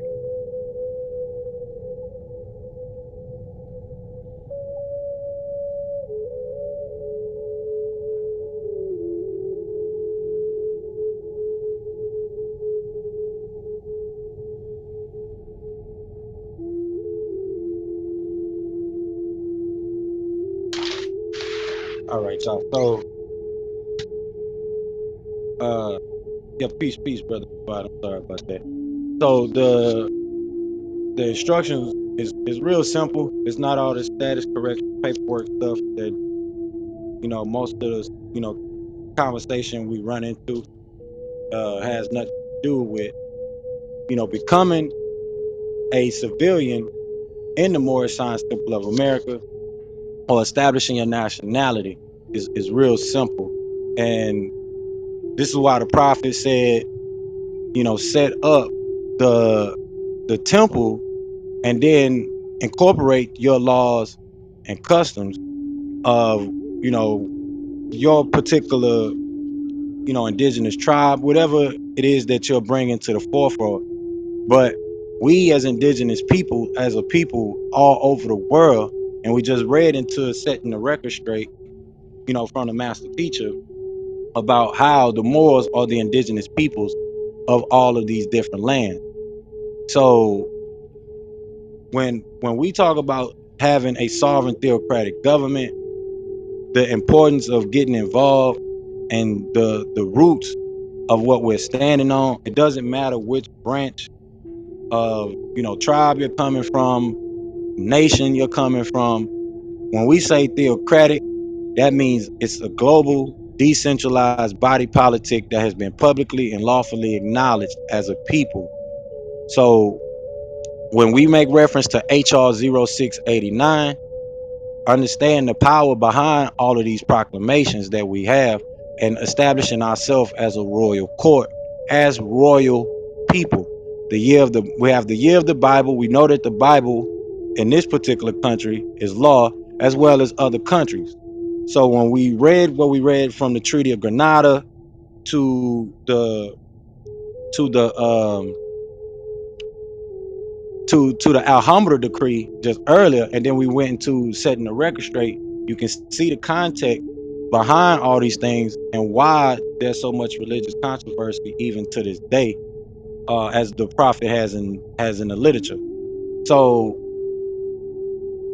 no need for a sovereign citizen process and all these other things that our people get caught up in, by the whim of things. And the status correction is you're correcting your political status. That's what status correction actually is. And I'm, week by week going into the basis of how you go about doing that process. And it doesn't matter from which branch of people you're coming from. Um, we all have that theocratic structure to stand on as an independent nation. So this is why for the past couple of weeks we've been tying in from the Juneteenth becoming a federal holiday.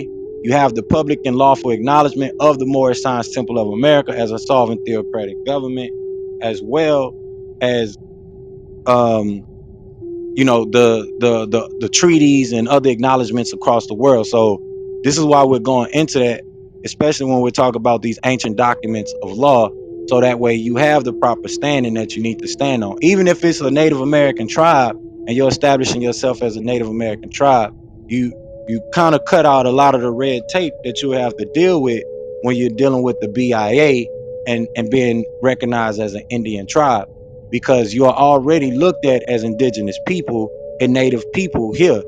It doesn't matter what tribe you're connecting yourself back to, even if you go all the way back to biblical tribes. None of that is a concern. Long as you have an imam, a sheik, one who stands out front, who operates as the chief, the grand sheik, in that capacity, and you set up your royal court and your royal council, and things are in conjunction with the laws of the prophet, you have everything that you need. So we went over the instructions. We went over, our civic engagement, our civic virtues for the night. I wanted to go a little bit more into the Qur'an, but I don't want to keep y'all here too long because we've been here since 6 o'clock. But I do want to touch on some of the literature that we have read over tonight that's in conjunction with the prophet, because these things have been written almost 100 years ago, and then they got repeated by the master teacher, who took us even further deeper into the context, especially with the succession of the Idrisid dynasty into the Seljuks, and then into the Ottoman Empire, which you still have today. And then you have the Inquisition, and then the Spanish Inquisition, who continue to go back and forth, as we read in the Alhambra decree, about the protection of the Jews and the Moorish people. So those Jews that we just read about earlier is the Sephardim Moors. So you have the brother Rabbi Matthews, who was a member of the Moorish Science Temple of America in I think that's New York, and this is where the master teacher was getting a lot of his documentation, as far as the the Jewish side of the Moors, and the Hebraic or the Islamic Hebrew Moors, that a lot of the other Moorish science temples, the Moorish science temples don't really go into detail about. But since we're coming into more of a technological age, and it's just more information out there than it even was 10 years ago or even 20 years ago. And you're able to start connecting these dots that we as a people, we are all of the people across the indigenous people across the land, even though it has been proven not just by the master teacher, but numerous of times by other leaders. This is why I said earlier, we really got to go into that conversation about Marcus Garvey and really go into the information behind Marcus Garvey. And you know we have the temples that constantly mention Marcus Garvey as the forerunner of the prophet, but who's actually reaching out to the people of that movement? Who actually is reaching out to the UNI aid, ACL, and other people that have different parts of the Garveyism? So this is where the example set by the master teacher comes into play, because he went reaching out to each and every one of these different nations and different factions of groups of our people to bring us into a unified front. So like he said, when I say Nubian, I mean Moor. He means Moorish peoples, Nubian, black, melanated, indigenous, however you want to look at it or call it. We're all over. So I wanted to read this right here from the prophet. And if y'all got any questions, like I said earlier, y'all could always chime in. So that way, well, I know Jonathan, he chimed in a little bit, but that way I make sure I'm not, just skipping over any thoughts that might come to mind. But I wanted to read this chapter right here, which is the beginning of Christianity. No, I'm sorry, not the beginning of Christianity, but the chapter 45, the divine origin of the Asiatic nation. Because the prophet put this information in here a long time ago. And like I said, with the Turk, as that's who we read about tonight, with the Seljuks and them coming in and stealing the caliphaship, even that quasi form of government and extension of our empires, even that form of government you're beneficiaries of, because even with what they did at the time with extending the protection over the Moors and those treaties, you're still the beneficiary of it. It does not matter. So chapter 45 reads, the fallen sons and daughters of the Asiatic nation of America need to learn to love instead of hate, and to know their higher self and lower self. This is the uniting of the Holy Quran of Mecca for teaching and instructing all Moorish Americans, etc.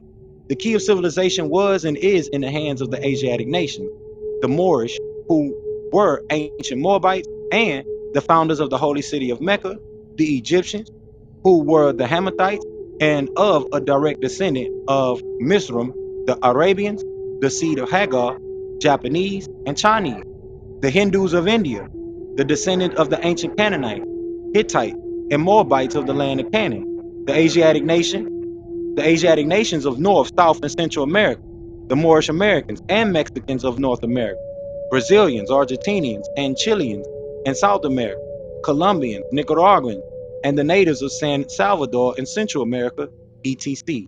All of these are Muslims. The Turks are the true descendants of Hagar, who are the chief protectors of the Islamic creed of Mecca, beginning from Muhammad I, the founding of the uniting of Islam by the command of the great universal God Allah. So like the master teacher said, at the time, the prophet didn't know that the Muhammad, that a lot of these texts and things that he was researching and getting his information from, that they were referring to the Muslimat, who was the red or Berber Arab, who was not actually the real Muhammad, nor part of the real bloodline of the real prophet Mustafa Muhammad Al-Amin. So now when we are in the temple, we that have the right knowledge, the right wisdom, and the right understanding, we have the opportunity to give that proper correction, that proper grounding. So now when we talk about Muhammad the first, we can actually be making reference to the black Muhammad or the Moorish Muhammad, Muhammad Mustafa Al-Amin, the proper Muhammad, Asaid Muhammad, and, you know, really understand how we tie into the divine creed, not just that of that time, but the caliphship that comes from Abraham on down to Muhammad, and you're going all the way back to the people before the Bible, as we talked about 2 holy days ago. So this allows us the opportunity to do and complete the missions of the things that need to be done. These are the consecrated missions for the everlasting gospel, which the master teacher, like I said last week, he left off with the Egyptian church of Karas, which for us means, you know, Christ, and Greek or Christos, which is the anointed ones. But that word Christos is coming from Karas. This is where the Hindus get the word Krishna from ancient Egypt. And we understand that Islam and Christianity are not the world's biggest religions. You have Hinduism, and then you have your Taoist and your Buddhic religions, and even going back to your ancient cultures, which are even, you know, bigger religions than your modern day Christianity and even Islam. So when we say that, you know, the Egyptian Church of Karas, Pa Haru Masa, Pa Karas, this is the true, you know, the true ancient and divine creed that we're talking about, the pure Islamicism that we're talking about, that was given by Imhotep, as we talked about last week. So that way, when we're talking to our brothers and sisters of these different temples, you know, even if they're part of the, you know, the UNIA, that, you know, make reference to us as people that are, you know, of the Negroid descent.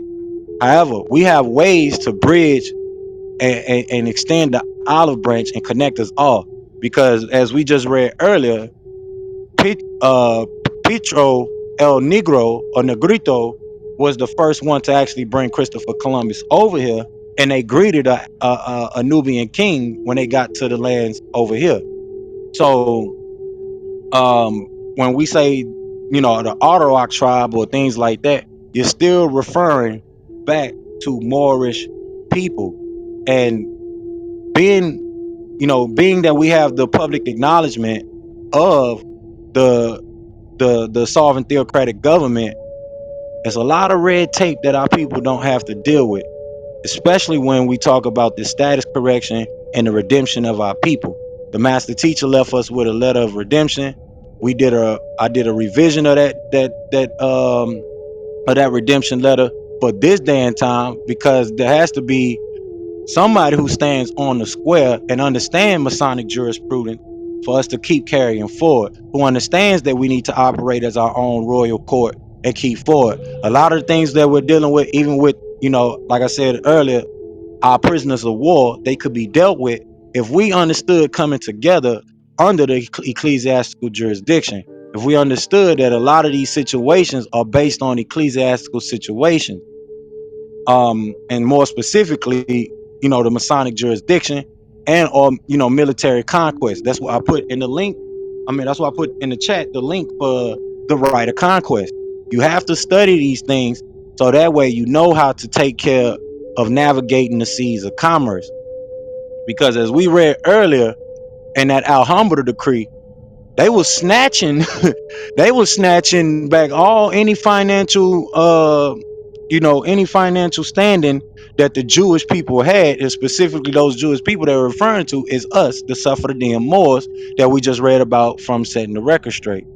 So just, you know, going over these things to give context, so, you know, that way those who are listening or have been listening, you can follow and put things in chronological you know, understanding for yourself.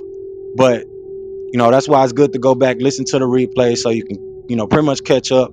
We putting the replays on YouTube now, so we'll be able to, you know, not just have them on here on Clubhouse, but you'll also be able to listen in on YouTube as well.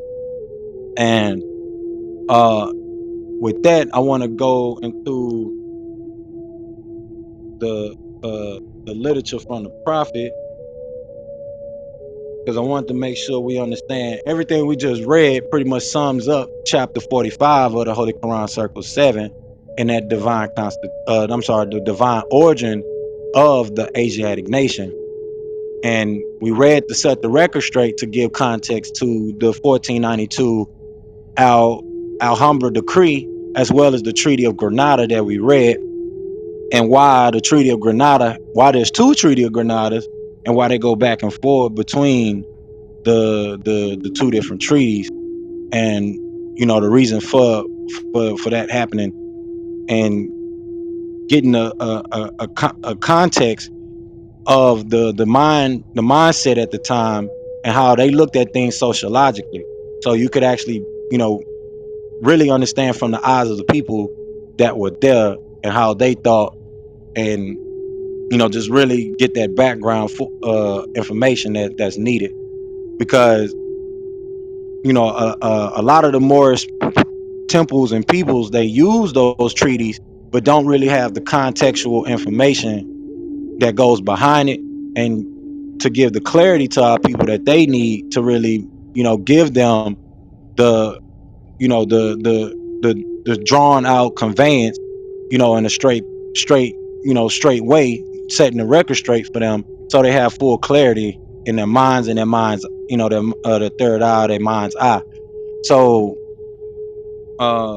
let's get into some of this literature from the prophet, y'all, because we are way over time, but nonetheless, I had to get that done for us, because we have to understand these things. I'm gonna read a piece called Religious Controversy to affirm, all the things that we just read tonight from setting the record straight and the Alhambra decree, because this is still a part of that religious controversy, those crusades, those conquests of these religious jurisdictions. And even though you may not classify yourself as Muslim or Muslim, but understand that under those jurisdictions of law, you are either classified as a Muslim, a Jew, or a Christian. And mostly the Jews still fall under that Muslim or Abrahamic or Judaic culture. So they tried to separate those three because of all of the religious controversy. But those, is either one or the other. You was either under the banner of Islam, or under the jurisdiction of Christendom, under the Vatican and under the papacy. So let's get into this. And it reads, in this age, there is still much religious controversy as to the right thing. Big and powerful ministers have come to the conclusion that something is wrong. Some say it is the 10 Commandments. Others say there is a lack of sincerity in the purpose of the church. Still, others think it is all worthless and not fit for the time it takes to attend them. However, or whatever their final decision might be, it is certain they will make a change, or rather, try to make one. The fact of the matter is that they have always had only a reflection of the truth and not the real thing. Like one who holds up to the sun a mirror and casts a few of its diverted rays in a different direction. So they have done with the truth that is supposed to have come from the east. There are but a few people who know the truth. There's but a few people who know what the truth is about man, and that few know that it is foolish to try to impart it to the ignorant. Although the ignorant has finished college, he is a fool right on, being trained to jump through a hoop. The longer he stays in the schools, the better he can jump, and the more he defends his jump. From the east comes all light, but though the sun is hanging at high noon, the blind cannot see. The same as the Islamic creed from the east was brought to the Asiatics of America by the Prophet Noble Ali, and offered to those who were sick at heart, tried for many years, yet they are blind and cannot see the light. Nor is the Prophet trying to put new wine in old skin, for he knows that it will burst. Still, he has the only remedy for the nations, the remedy brought by Jesus, Muhammad, Confucius, and all the other prophets, which remedy is truth. The nations do not want the truth. It is too stern. But until they accept it and find out where it is, there will continue to be religious controversy. So this is why the master teacher came to set the record straight, so we would know the origins, the ontology of these faiths that we're dealing with. Because you have the conscious community and all of the rhetoric that we hear with that, and all of the different, imaginary stories and timelines that people create, and you can't put things into to proper understanding because there's so many different backgrounds. Not understanding that we as indigenous peoples, whether it's on the islands, whether it's Brazil, Melanesia, all the way in the Pacific, from Hawaii, all the way down to Africa, America, wherever, the deities and the developments, all of that goes in a time frame, one after the other. Especially when we look into the calendars and things like that, and how they tied, one after the other in succession. So until we get down to the 2 + 2 = 4, until we get down to the language, like the master teacher always says, this is why there will continue to be religious controversy, but we'll be set apart with doing, things in a proper manner, because we're truth seekers. We're truth seekers after the right knowledge, the right wisdom, for the right understanding. That sound wisdom that's mentioned all through the scripture. This is why we should be able to connect the dots and extend the olive branch to any people that we're talking to. We're not here to come together with people based on, what fits the ego and what divides us, but what brings us together as a people, our similarities, our commonalities, and what brings us together in heart to heart. So I just wanted to touch on that. Of course, we're going to go through our other literatures on the prophet, and mainly these two pieces before we go into our mandatory readings to close it out, because the prophet wants to let this be known to the members of the Moorish Temple of America, or anyone that consider themselves to be Moors. Well,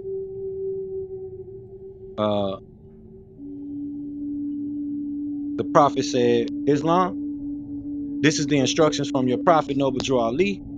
Be faithful unto your forefathers' divine and national creed, that you will be blessed for your good deeds that you sow in the flesh. Allah is the one that judges the world, and his judgment is now on. But the weak can comprehend it not. The end of time is drawing near, so says Allah to his divine prophet, I, Noble Drew Ali. And that's why many hearts have been turned to stone, and many have eyes to see, but cannot see, ears to hear, but cannot hear, lest they would be confounded of their sin. These are the trying hours now, dear Moors, and every evil spirit is moving, and they are trying every weak mind to overthrow and drag out the true foundation that has been laid, and to create confusion in the minds of the ones that do believe. But if you have the true love of Allah and the spirit of your forefathers, you fear not what you hear or see, but will sacrifice the utmost of your very life to protect your movement and your prophet. Watch your enemies, dear Moors. Your enemies are the ones that speak against your prophet and ridicule him to the very Lord, and the ones that speak against your divine and national principles of your temple. Act accordingly, and Allah will bless you for your good work. True peace, your divine prophet, Noble Drew Ali.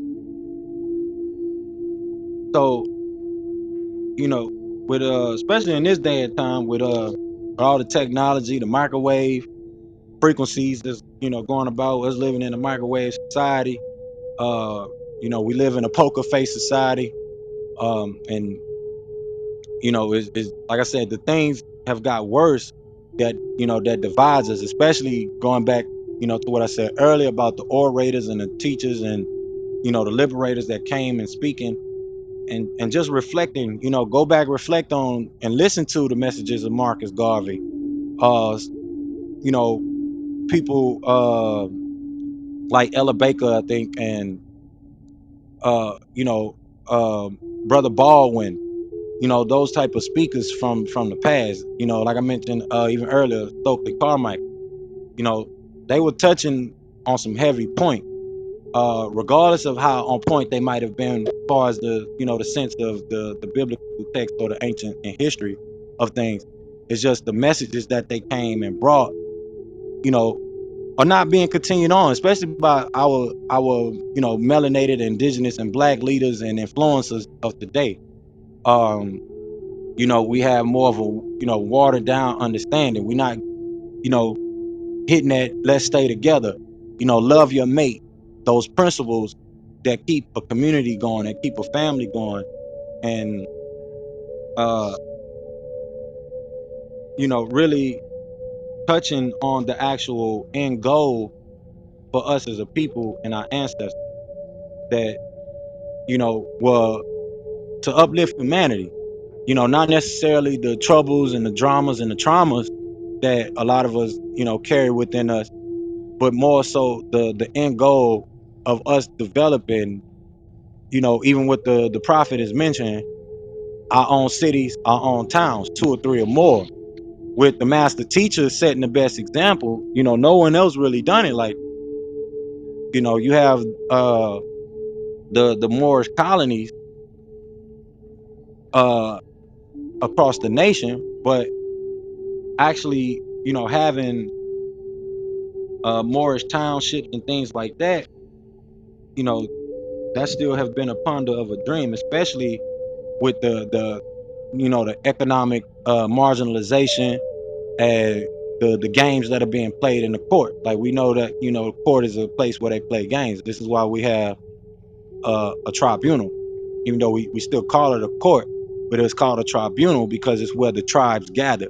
It's the meeting of the tribes, what we would call meeting of the mound, meeting of the temple, the civic engagement. So, we have to, like I said, take into account these things, especially if we're serious about, helping our political prisoners, being politically active, like the prophets say, in the literature about politics, get politically active, because if you want to change things, I need to see, brothers like Nabat at the polls. I need to see brothers like Brian at the polls. If you're really serious about making these changes, we should be voting for, our temple leaders, our sheiks, our imams. These are your political leaders at the root of things, especially tribal, because we're getting so far away with all the artificial constructs of things and makeup of things, that we're far away from indigenous living. And that's because we're not even politically active. They got us, not even want to be involved in our own civic engagement and understanding what civics is actually about. Not these sovereign citizen things, not this status correction stuff. We need to be actually teaching civics, especially civic pride. And like I say, this is why we have the meditation going, because that redemption is not just, it's not just uh unseen, but it's also seen and unseen. It's also the physical and in spirit. Recalibrating the people's spirit, putting them in a tranquil and calm and peace of mind, state of mind, as well as our physical sovereignty, and really grasping the fact that we are a global people and we were given dominion, especially when we're referring back to these scriptures. Then you have the suzerainty. So you have to step back into your power. So I'm gonna read this plea from the prophet. So for those that are looking for a temple home, you have one here with branch temple number 24 of the Moorish Science Temple of America. Especially for our Moors that are rogue out there, don't really have an actual temple home to proclaim their nationality with. And this is a global branch temple. So, like I said earlier, doesn't matter which tribe, or which biblical tribe, or which branch of the Moorish Science Temple of America you're coming from, or what your customs is. You have an open home here because this is a global branch, and we stick to the fundamentals of what the prophet said, and that is honoring all divine prophets, especially our leaders and our orators in today's time, and especially the their message in its positive light, in its true light, that they came to convey at its core.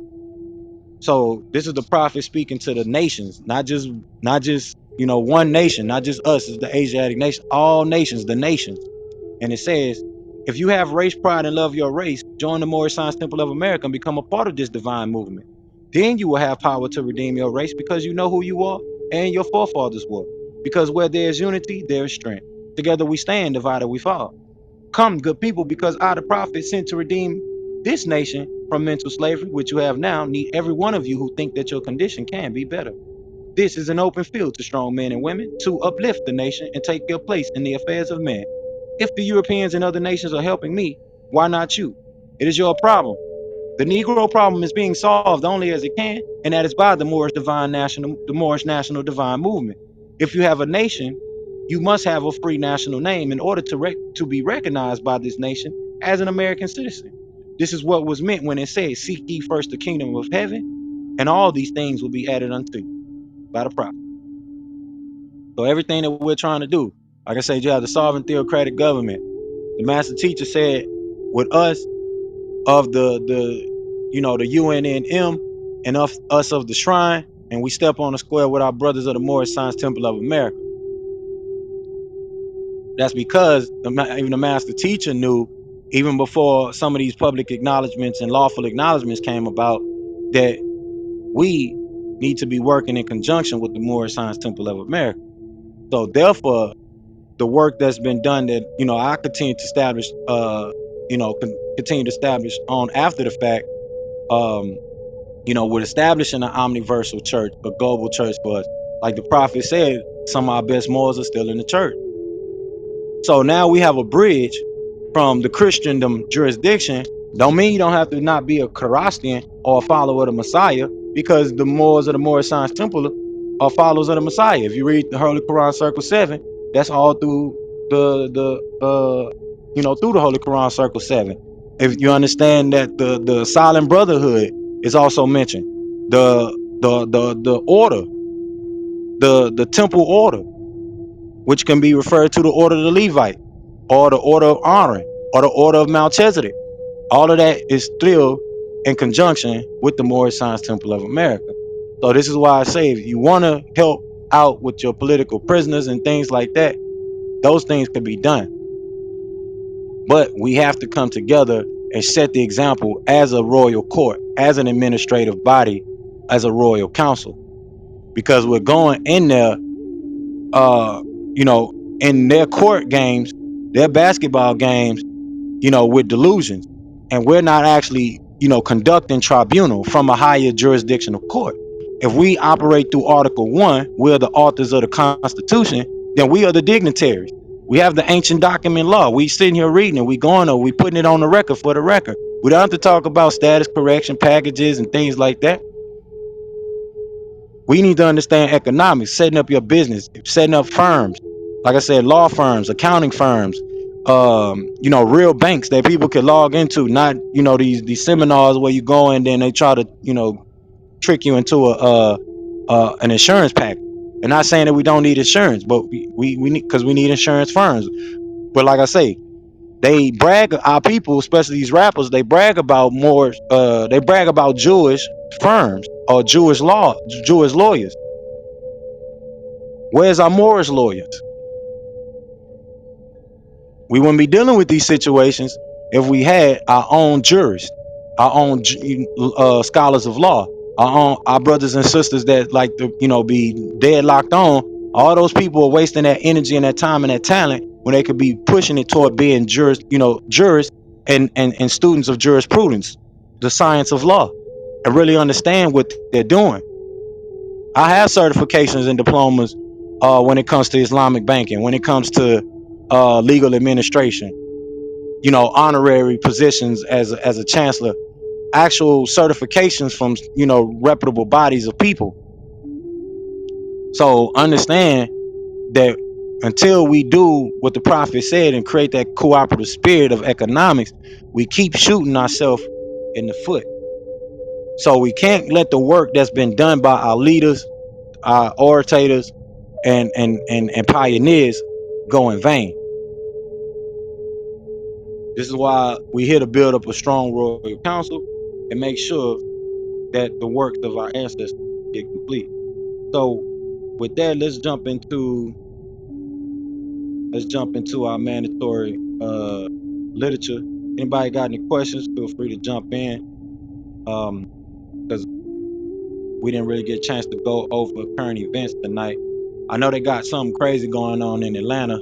Some young boy got shot, so they ended up calling like a state of emergency over there in Georgia.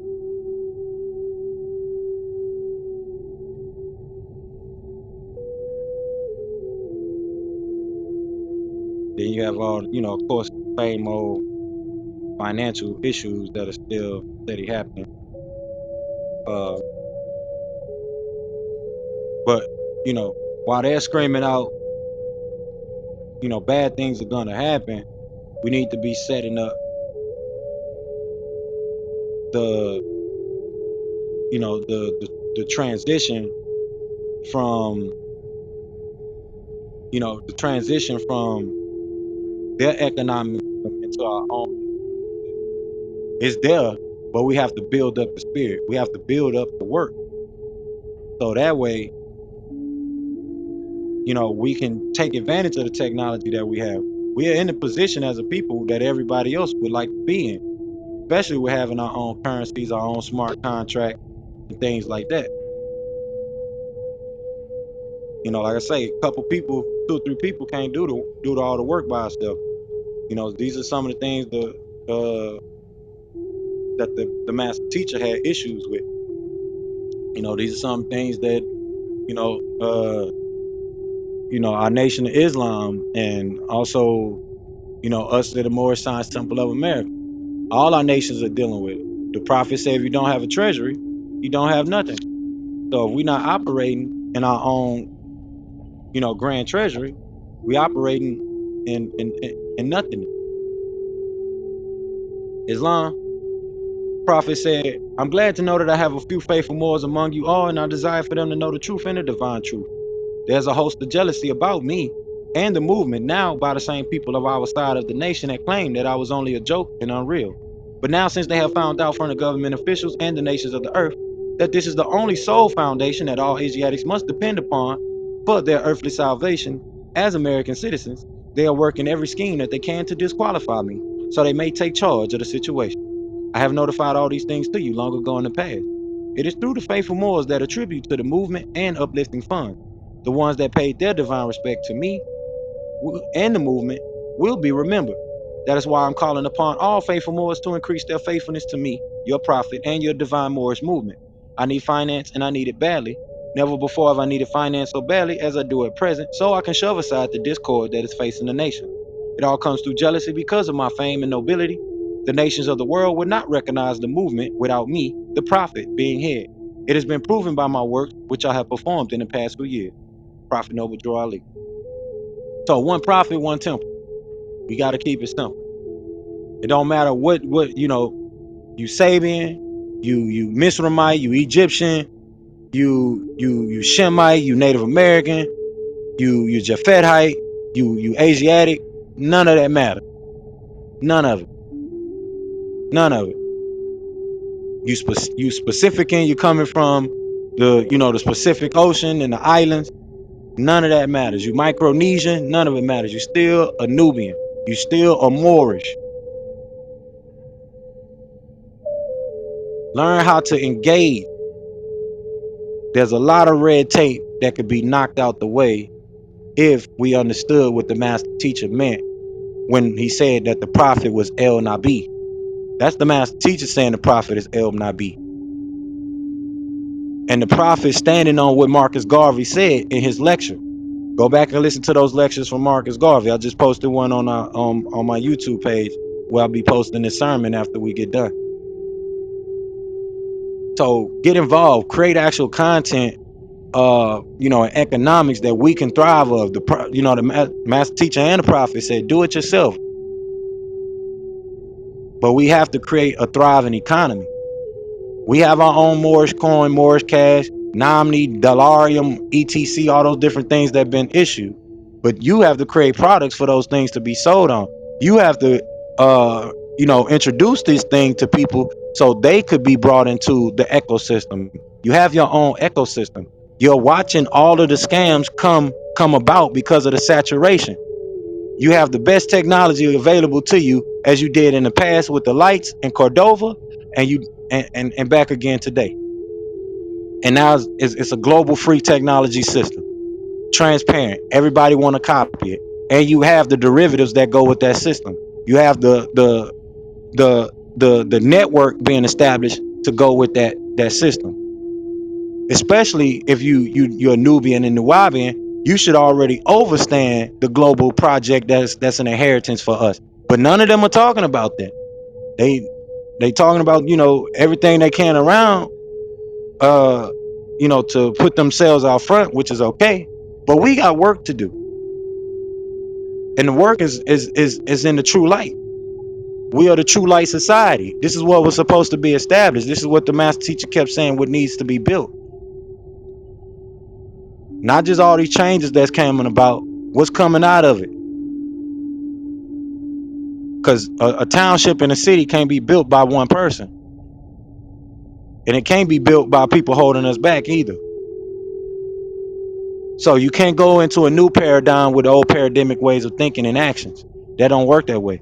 Like I said, when they come in to get redeemed and reborn again, they got to go through spiritual recalibration. So that includes, sound bathing and things like that to hit their chakras. So just like we dipping them in the holy water back in the day, they need to get dipped into a sound bath, sound right wisdom. So this is why it's meditation. This is why the master teacher kept meditation playing in the background.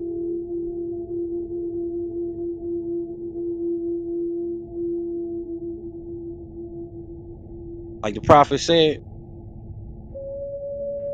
we're in those dear times, dear Moors. You gotta watch yourself. Our divine powers and gifts are being cut on. You got people that don't like it. You got all this technology, especially invasionary technology, spyware, etc. And that's been going on even before hardware technology, with scrying and all kind of other things from the occult. So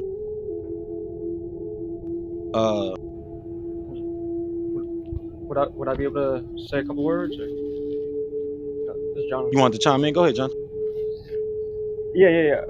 I was gonna say, I used to play music in the venues, and going back to the artists who were performing, and then they're paying their lawyers, and there's this whole process that's been going on, and there's also a group of people who are starting to find out about the truth and starting to do that chakra systems, and there needs to be businesses that are dedicated to them rather than keeping them drinking, and that's where the money is generated. It's just basically that cycle system that actually hurts a lot of the artists who are actually really trying to connect, and the music was supposed to be doing that, but there's all this back and forth business going on, and just kind of looking at the dream or the bigger picture. I'd like to see people who are developing the businesses to start looking at what the future is going to be like for the youth of tomorrow with the technologies.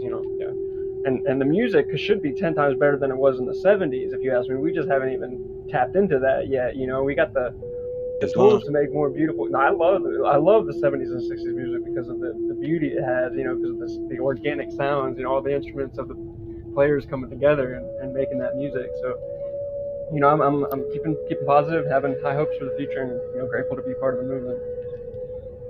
Thank you. Peace. It's an honor to have you. So the main key is we have the opportunity right now to create our own economic sustainability. There's too many platforms: YouTube, Instagram, Facebook. All these people paying you to post. But like the Master T say, we talk too much. We more worried about addressing the controversy out in the open versus getting the work that need to be done. Because we should have more eloquent temples to where you come in, you get the sound bathing. But starting from the root of things, coming from the virtual, and having to get that message out, and then go back into these buildings, because they're already temples that are out there. But there's not enough flexibility in those temples. They, a lot of them don't do the question and answer like we have the opportunity to do here. You have the opportunity to just come off your mic and ask a question at any time during the sermon. So, we had that format coming from the master teacher for 30 years, as well as others do. But, you know, like I said, we lost touch with that amongst ourselves as a people of that format, and things have become more about, entertaining and evangelizing even within some of the Moorish temples. So, this ain't just for me to sit up here and do a lecture. This is for us to converse with each other, connect, drop information in the chat, and leave that information for those that'll be able to come back and get that information. And like I said, now that you're able to monetize these things, we should be taking this to a whole nother level. And you right on point about that with the music, because we know that the frequencies were switched over, dealing with uh, you know, uh higher intelligences, or extra intelligences that don't come from this planet or this world. So this is why, it's prevalent that we focus on the core of our, ancestral inheritance. Because while everybody's focused on everything else and we're focused on building a nucratic society for our people globally, you can't have a nucratic society if you didn't understand the Nebuah, if you didn't understand the science of the prophecy, the prophethood, which is Nuwabu. So the master teacher plays a big role in all of this. The gods and goddesses play a big role in all of this. The message of the Nation of Islam, the structure, the foundation that they set the example for, on the disciplinary example, all of this plays a big part in this, on how we should move and operate as a nation, or organic nation of people, how we always move as an organic nation of people. But as the host of the planet, like I said, the Nation of Islam is a major piece of this, because they set that disciplinary um, structure. If you go back and look at all the nations of the planet, especially nations that are either quasi or descendant from direct from Moorish, Moorish rulership and authority, lordships and kingships and all of that, you see they still operate with certain levels of discipline, especially in the Buddhic religion and the Mortar Buddha people. They still operate, in the descendants of them, they still operate in that clear cut discipline. They still move in formality. They still move in unity and commonality. So we, have to really get it together, especially if we're gonna, bring in the future of things. So I changed the link at the top of the room. Y'all go ahead and click that link. Uh, if you need a temple home, and you want to become official members, like the prophet said, you know, those who contribute will be remembered, because we're building a chaplaincy, a global chaplaincy. We are a global branch temple of the Moorish Science Temple of America. We have established a lot of free national standards that is being well respected by, multiple parts of the branch, as well as, put on public record. We pretty much can't go nowhere now, because is locked into the future of our economics. And so with us setting that precedence, we have no choice but to build that economic system and make sure it comes to full fruition. This is not the novelty currency that the master teacher established. This is an actual currency system, and not just a currency, but a currency system that's been established by us, and we have to grow it. We have to build it from the top down. This is why we're establishing different firms and different things like that. But I want to give honors to everybody who came in tonight. Very much appreciate it. I really do appreciate it and honor you. Much love, much gratitude. Thank you, thank you, thank you, thank you. Happy birthday to all of y'all. We will be back next week with continuing on with the messages from El Holy Qur'an, and the Alhambra decree and things like that we read over tonight, going into more details and getting a lot more into setting the record straight, because that information is needed as we navigate through these ancient documents that we're touching on. So we'll be going more into more ancient documents as we continue on. as well as just the messages from our orators from the past 100 years and on back. So with that, I'm gonna read the last warning from the prophet, which is to be read in every temple meeting, and temple service.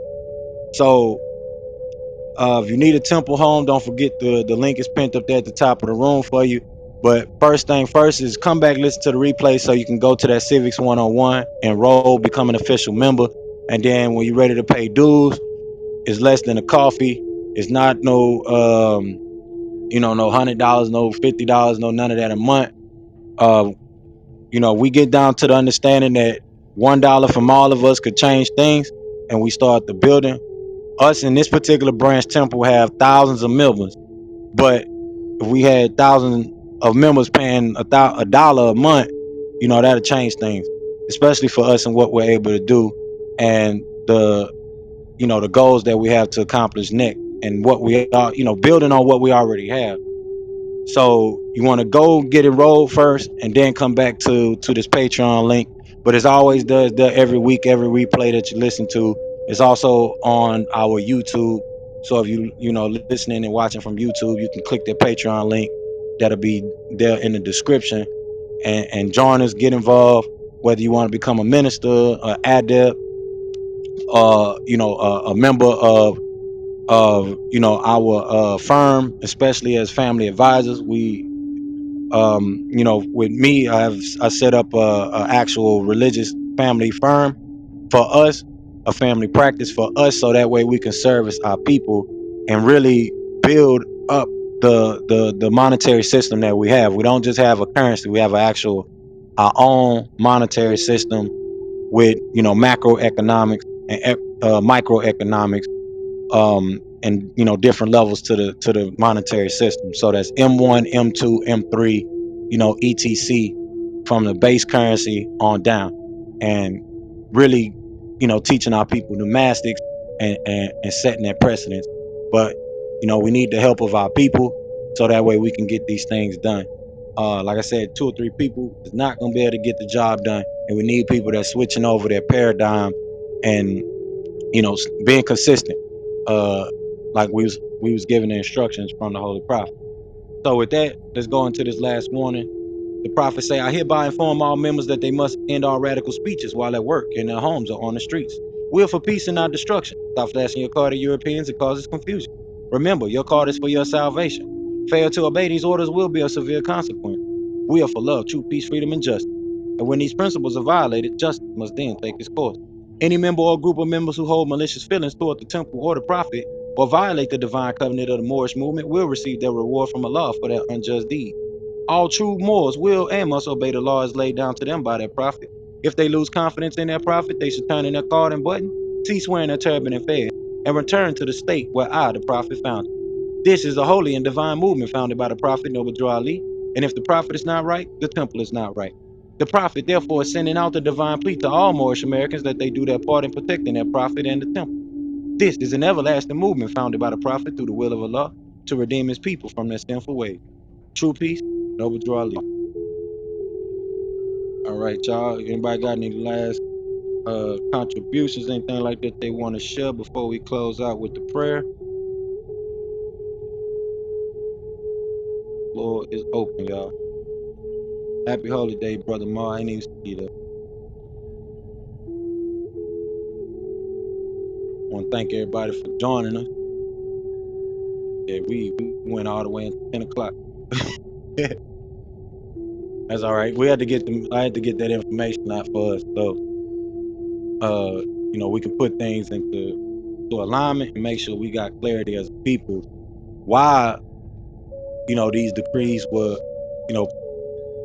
structured the way they were structured, and the historic narrative behind it. So um we got that.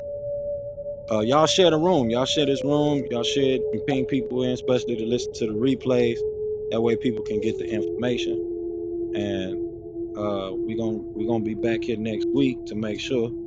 But we gotta build this royal council, and I'm making sure that we got competent people on the council, active people. Like I say every week, you want to get yourself around active Moors, We got a lot of guest members. We got over thousands of guest members, especially in this temple, from Facebook to our temple network. People all over the world that come and visit us and just bless us with their presence and acknowledgement that they see us doing the work. So, like I said, 2 or 3 people can't get that done by ourselves. So we need more consistent people, more people that's here to do the work. Because we're not repeating history. So with that, I'm gonna go into this prayer. Y'all, nobody want to make any last contributions? I'm trying to give y'all some time to come off the mic.